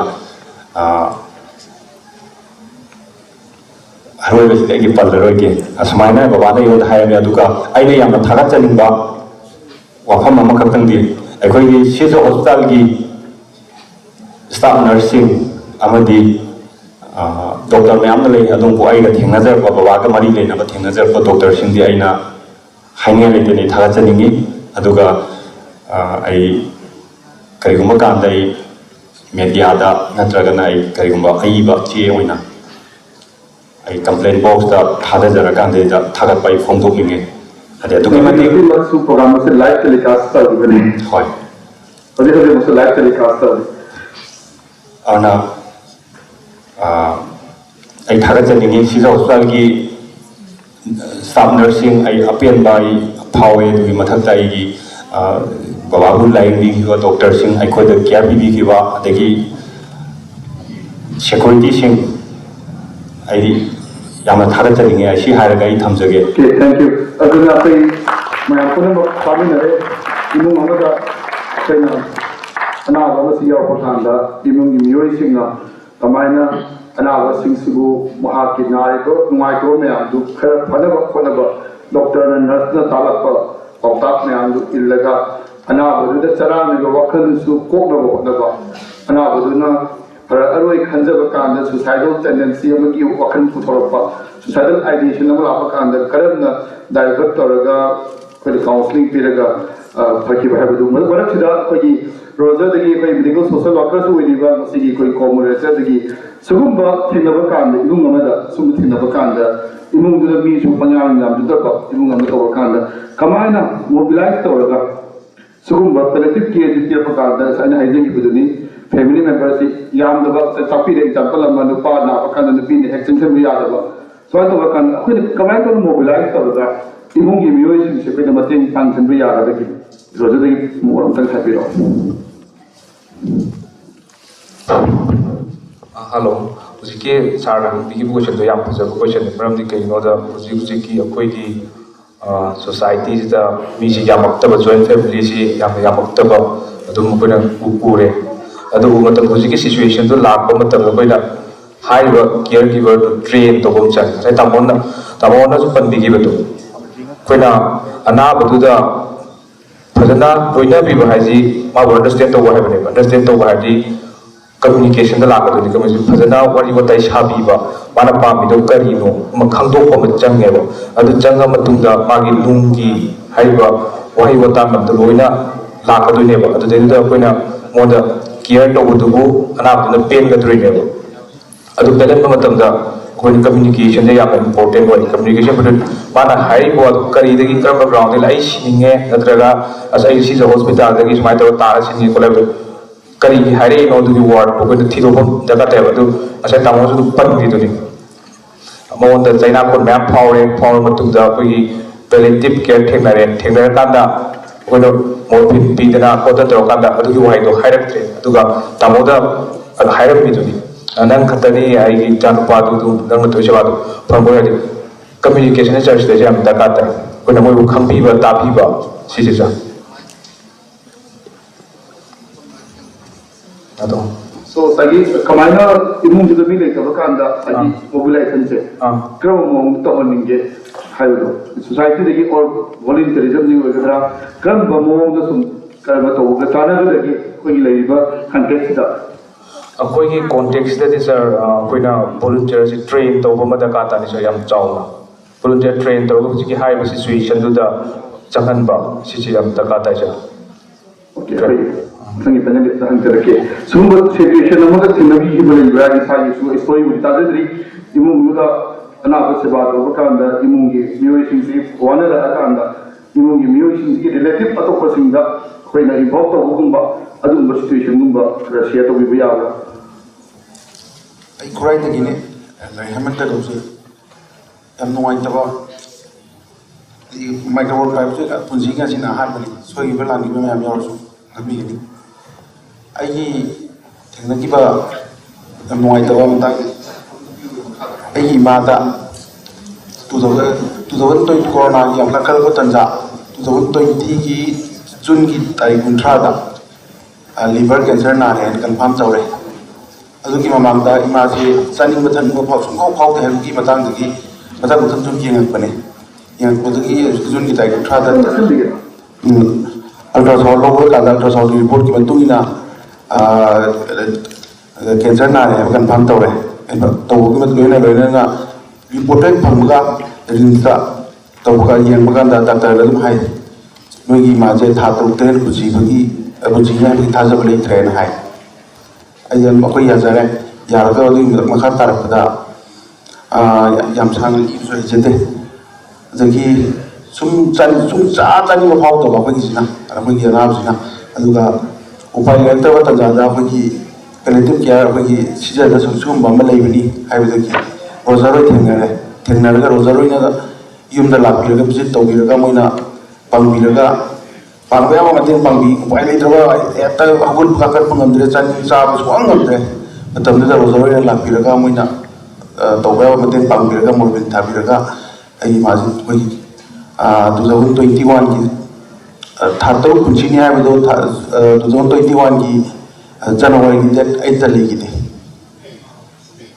ꯁꯤꯗ ꯍꯥꯏꯖꯔꯒꯦ ꯑꯩ ꯃꯈꯥ ꯇꯥꯕ ꯇꯧꯗꯦ thank you ꯑꯁꯦꯡꯕꯒꯤꯅꯦ ꯑꯩꯈꯣꯏꯅ ꯑꯩꯅ BS ꯇꯝꯃꯛꯄ or ꯅꯔꯁꯤꯡ ꯇꯝꯃꯛꯄ ꯀꯥꯟꯗ ꯑꯩꯈꯣꯏꯅ ꯇꯝꯃꯛꯄꯁꯦ ꯐꯥꯁ ꯑꯦꯗꯅꯤ ꯁꯣꯛꯑꯒꯗꯤ ꯀꯃꯥꯏꯅ ꯕꯦꯟꯗꯦꯖ ꯄꯨꯅꯤ ꯇꯨꯁꯜꯂꯒꯗꯤ ꯀꯃꯥꯏꯅ ꯆꯥꯝꯊꯣꯛꯀꯅꯤ ꯋꯥꯟꯊꯔꯒꯗꯤ ꯀꯃꯥꯏꯅ ꯇꯧꯅꯤ ꯁꯤ ꯇꯝꯃꯒ ꯂꯥꯛꯑꯦ ꯑꯗꯨ ꯑꯍꯟ ꯑꯃ ꯌꯨꯝꯗ ꯅꯥꯔꯛꯄ ꯀꯥꯟꯗ ꯑꯣꯔ ꯑꯍꯟ ꯑꯃ ꯀꯨꯏꯅ ꯁꯨꯃꯥꯏꯅ ꯅꯥꯔꯀꯥꯟꯗ ꯑꯍꯟꯁꯦ ꯀꯃꯥꯏꯅ ꯐꯝꯍꯟꯒꯅꯤ ꯀꯃꯥꯏꯅ ꯏꯔꯨꯖꯕꯤꯅꯤ ꯀꯃꯥꯏꯅ मावो सेवा तौनी चाक कमायने इनबिगिनी हाइबसे अखोई मसी खरा हादगी यौरते ऑफ कोर्स साइ पैनल डिस्कशन दा कोई सर प्रोफेसर रोगेना हाइबी खरे एबीएस करिकुलम दा यावना प्रपोज तवदी कोई याम नुआई अदुना now I am coming to the young अखोई future leaders of health care to the medicals of course सीजर के याम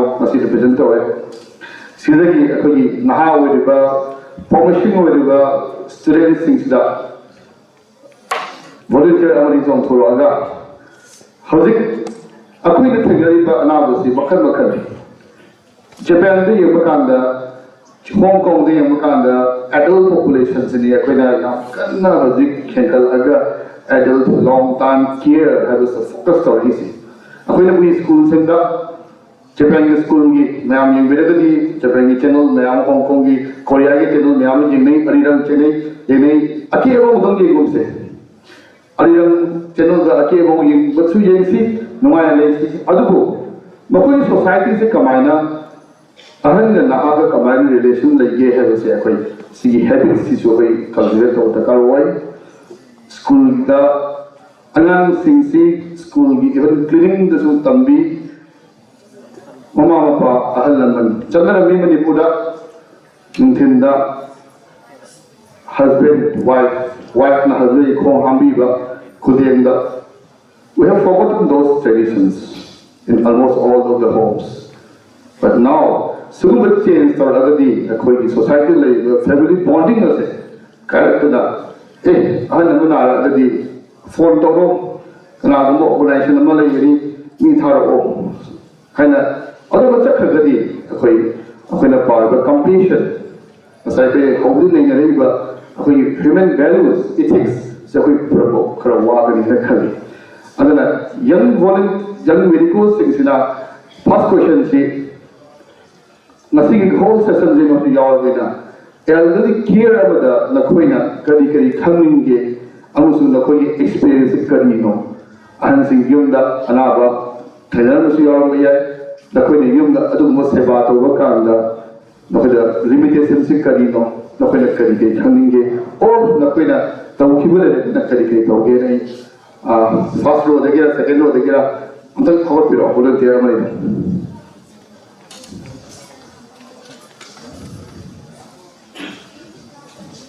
So what are your expectations and what are your experience in managing such cases of elderly people, maybe at your home or your family or in your locality, and what you expect in your medical curriculum regarding this?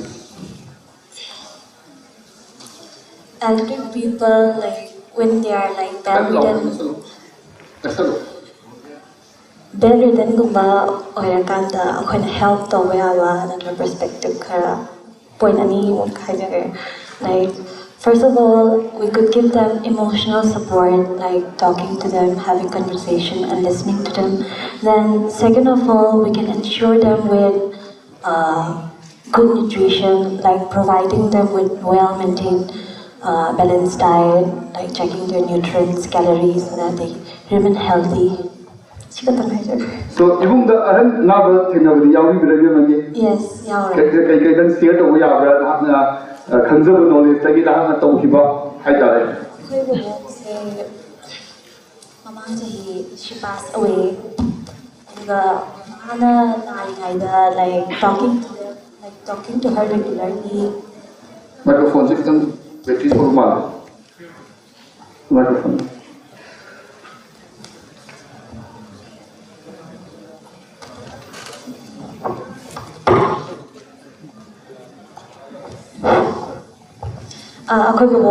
Last year she passed away, but mana masasol makanta, like I talk to her regularly and she loved talking and someone to listen to. So atung katang like I like nutrition gumba cha patak khara yengchan pa khot pa adung patore like experience wise today. Thank you.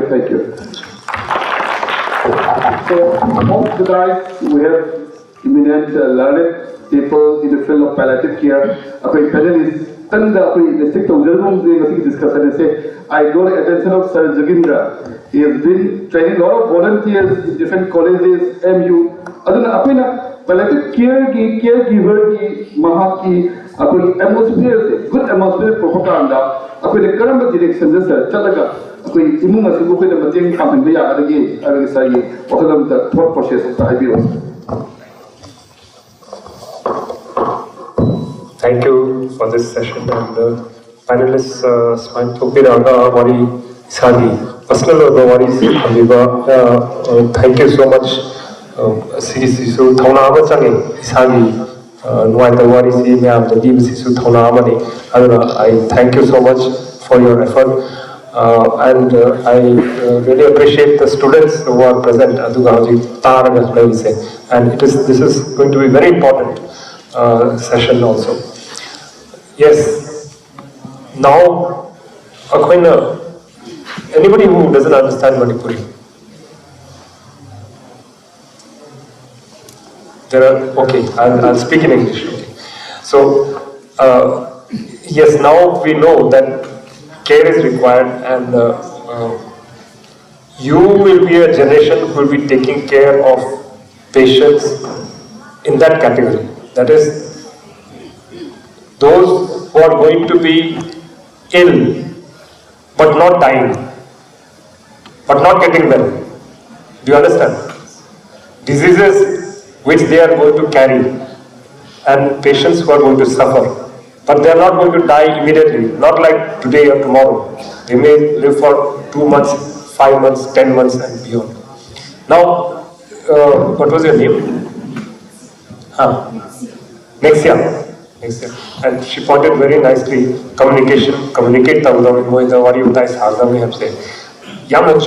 the issue is Kari Waris Hagadano, Kamana Waris Hagadano have said, do we know how to converse and what to talk about to? How many of you know to go near your grandmother and sit and talk such that they feel happy to listen to your talk, and whatever you say does not cause any hurt to them?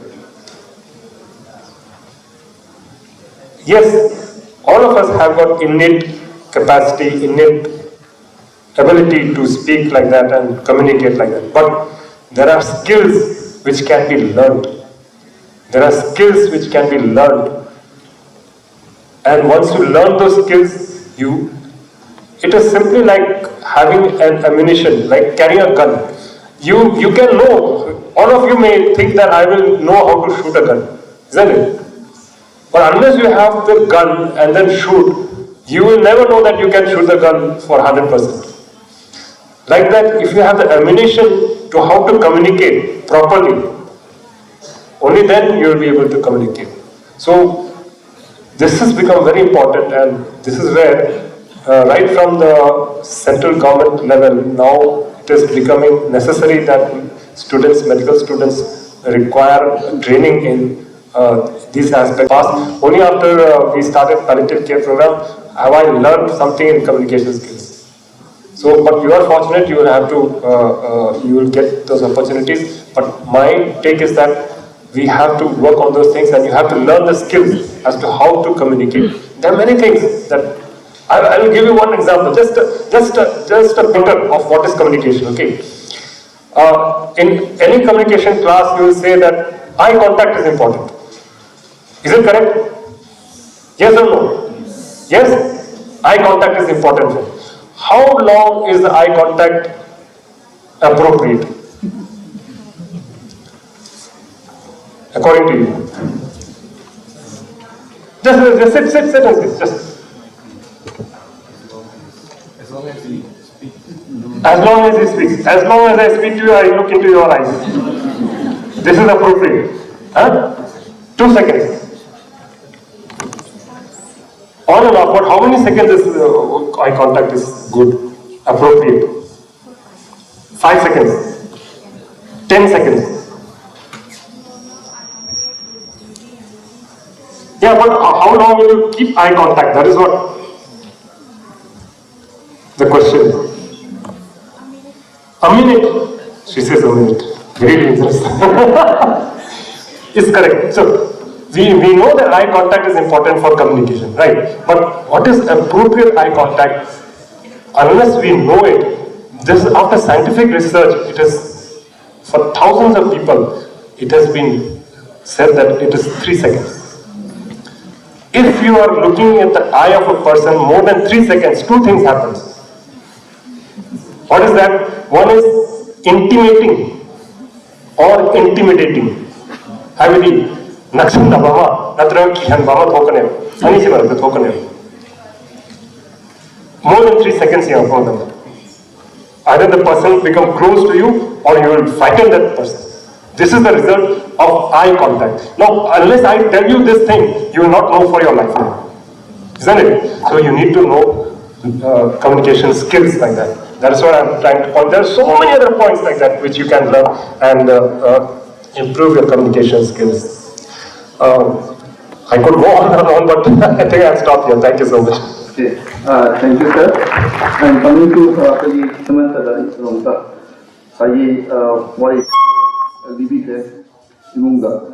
at that point of time, the January about Jumungi talk with Kodok, it's how the Pog. I see Samana Habiki, as if Susan start my answer to teach PV. Azuga Sumba, Tamara, Haida Abamio, and Mawabella, a quick society that we know, Musumasi, even Gam, the top of the Dina. Kamina, like even music, see, Kamina, prepare the money, Karikari Moon, the Pina, Satara, Pagadi and a Kali, when the society is the Sumba, now, Majum Polkanda, when preparedness, later, Kamina, Tinton, and the Yampton, opening Saturday.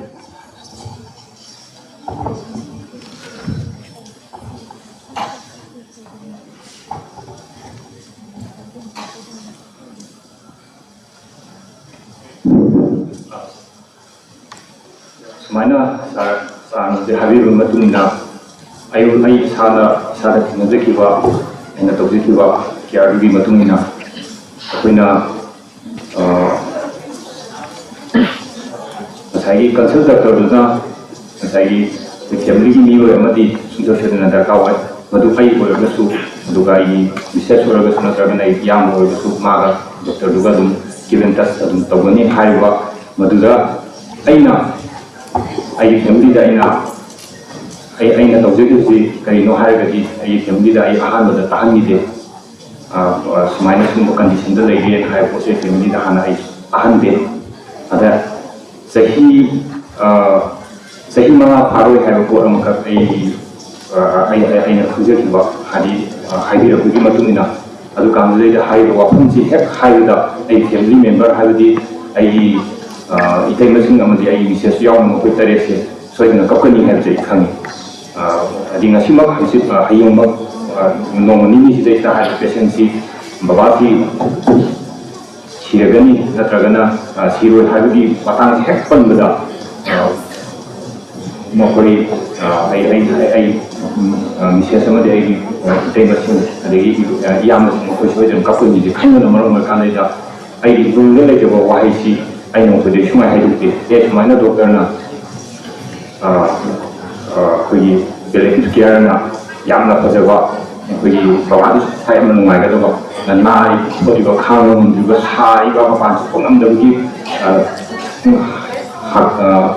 상가들나 거기 농아이고 매우 힘들지 양나 농아이고 모두 확장지 양나 농아이고 자진 등등을 파고도 정말 그 기아로 비비려기 마시 양나 농아이는 할 saya tentu saja pada mesti orang ini kami jadi tentu lepas question ini kan hanya apa sejenak waktu saja question ini sih kami panelis terutama dah kami betul-betul ubir berwajah dah hari kami ubiran ini ay roja dah hal saja ubiran ini hospital sehingga kami medical social workers saja lagi roja macam medical social workers ni أنا سمع عن سيادة وزير المسيح كوي أي سامع CMC بلا لا يكفي توجري أدنى كوي CMC بلا لا كوي كولا كوسه grip counseling سيام أنا bereavement support كوسه كوي أدوم تكنزري Christian hospital جو بي Christian philosophy دا كوي corner meetings كوبا يام تكنزري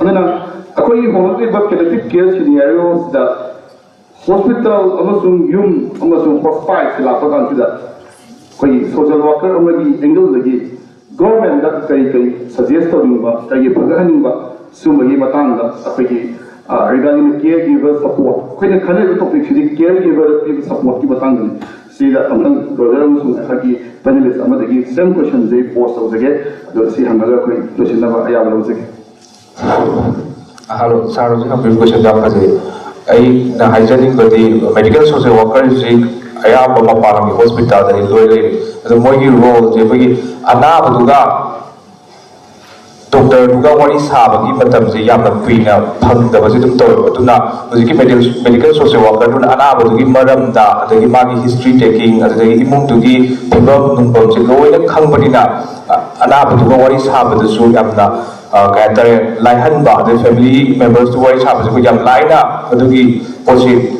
तौदुनी बसा अदुना government की department जो medical social workers इदु लहनिंगी अदुगा कोई scissor की hospital दसो अदु मसिंग हेंगलेंगी सी पोचे कोई doctor ने एक्सप्लेन तो बोला मरदी मागी मतम दो या फंगतबा अदुना सिगुजी चारो अदुदा पेशेंट दुना लेबा ngam shawi adu ngam da sa da su yawi ba mana yengba katang la ga su bu medical social ka hegal ninge masing je sa shweta di akoi society da communication ba How the work is a popular clinical patient and doctors is I don't. Okay, I am going to come. Thank you.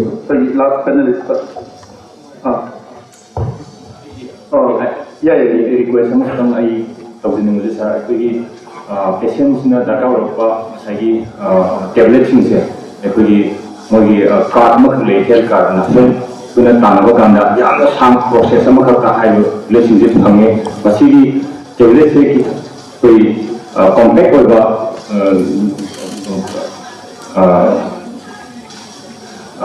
कोई मफम सिंबिरा कांदे जा हाइबो health card की दरकार होगा patient की दरकार होगा चे चांग सिंबिरागा ये अदुदी चिचला लौरो ना हाइबगी तंग शॉर्टकट होगा मेथड हम तंग सीजन जनी जमवाइजे रसलकुदा आई रिक्वेस्ट ऑफ जगे कोई सर केहेसिस मंगलेम personal palliative care society Imphal मैं आमदा मैसेज सब तंग bibinaba masigi caregivers amasung volunteers inda kamaina koina masigi movement asi tawdagi habi started message no piraga we discuss the solution janaba I will do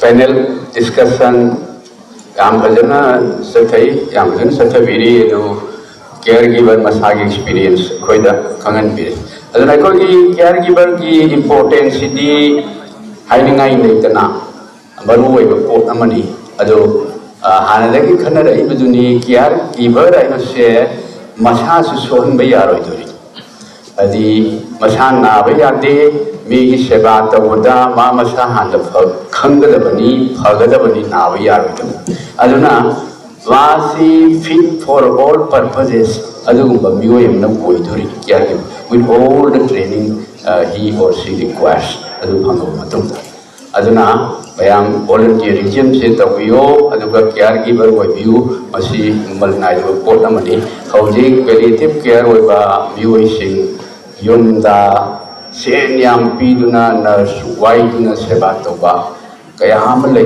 mi madu mokoi angamba mioi kharana tawjabagi bana ni caregiver importance lakhi. Thank you. Thank you, sir. Thank you all the parents, and thank you all the audience for sitting till the end of this session. Thank you.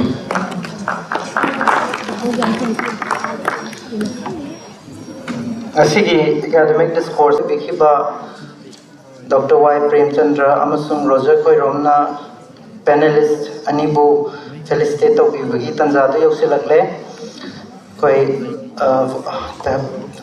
han bamaktada koi Roger Koiromna mutum rosun singbu felicitate tawbinaba ningsingjari.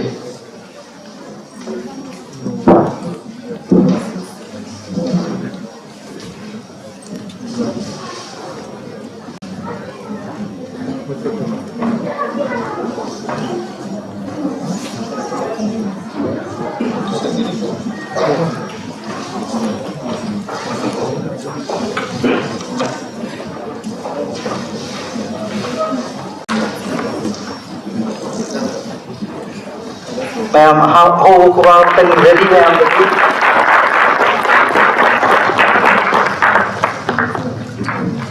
Mathanda Dr. Y. Premchandrana like Tonjam Hemantabu felicitate tawbigani.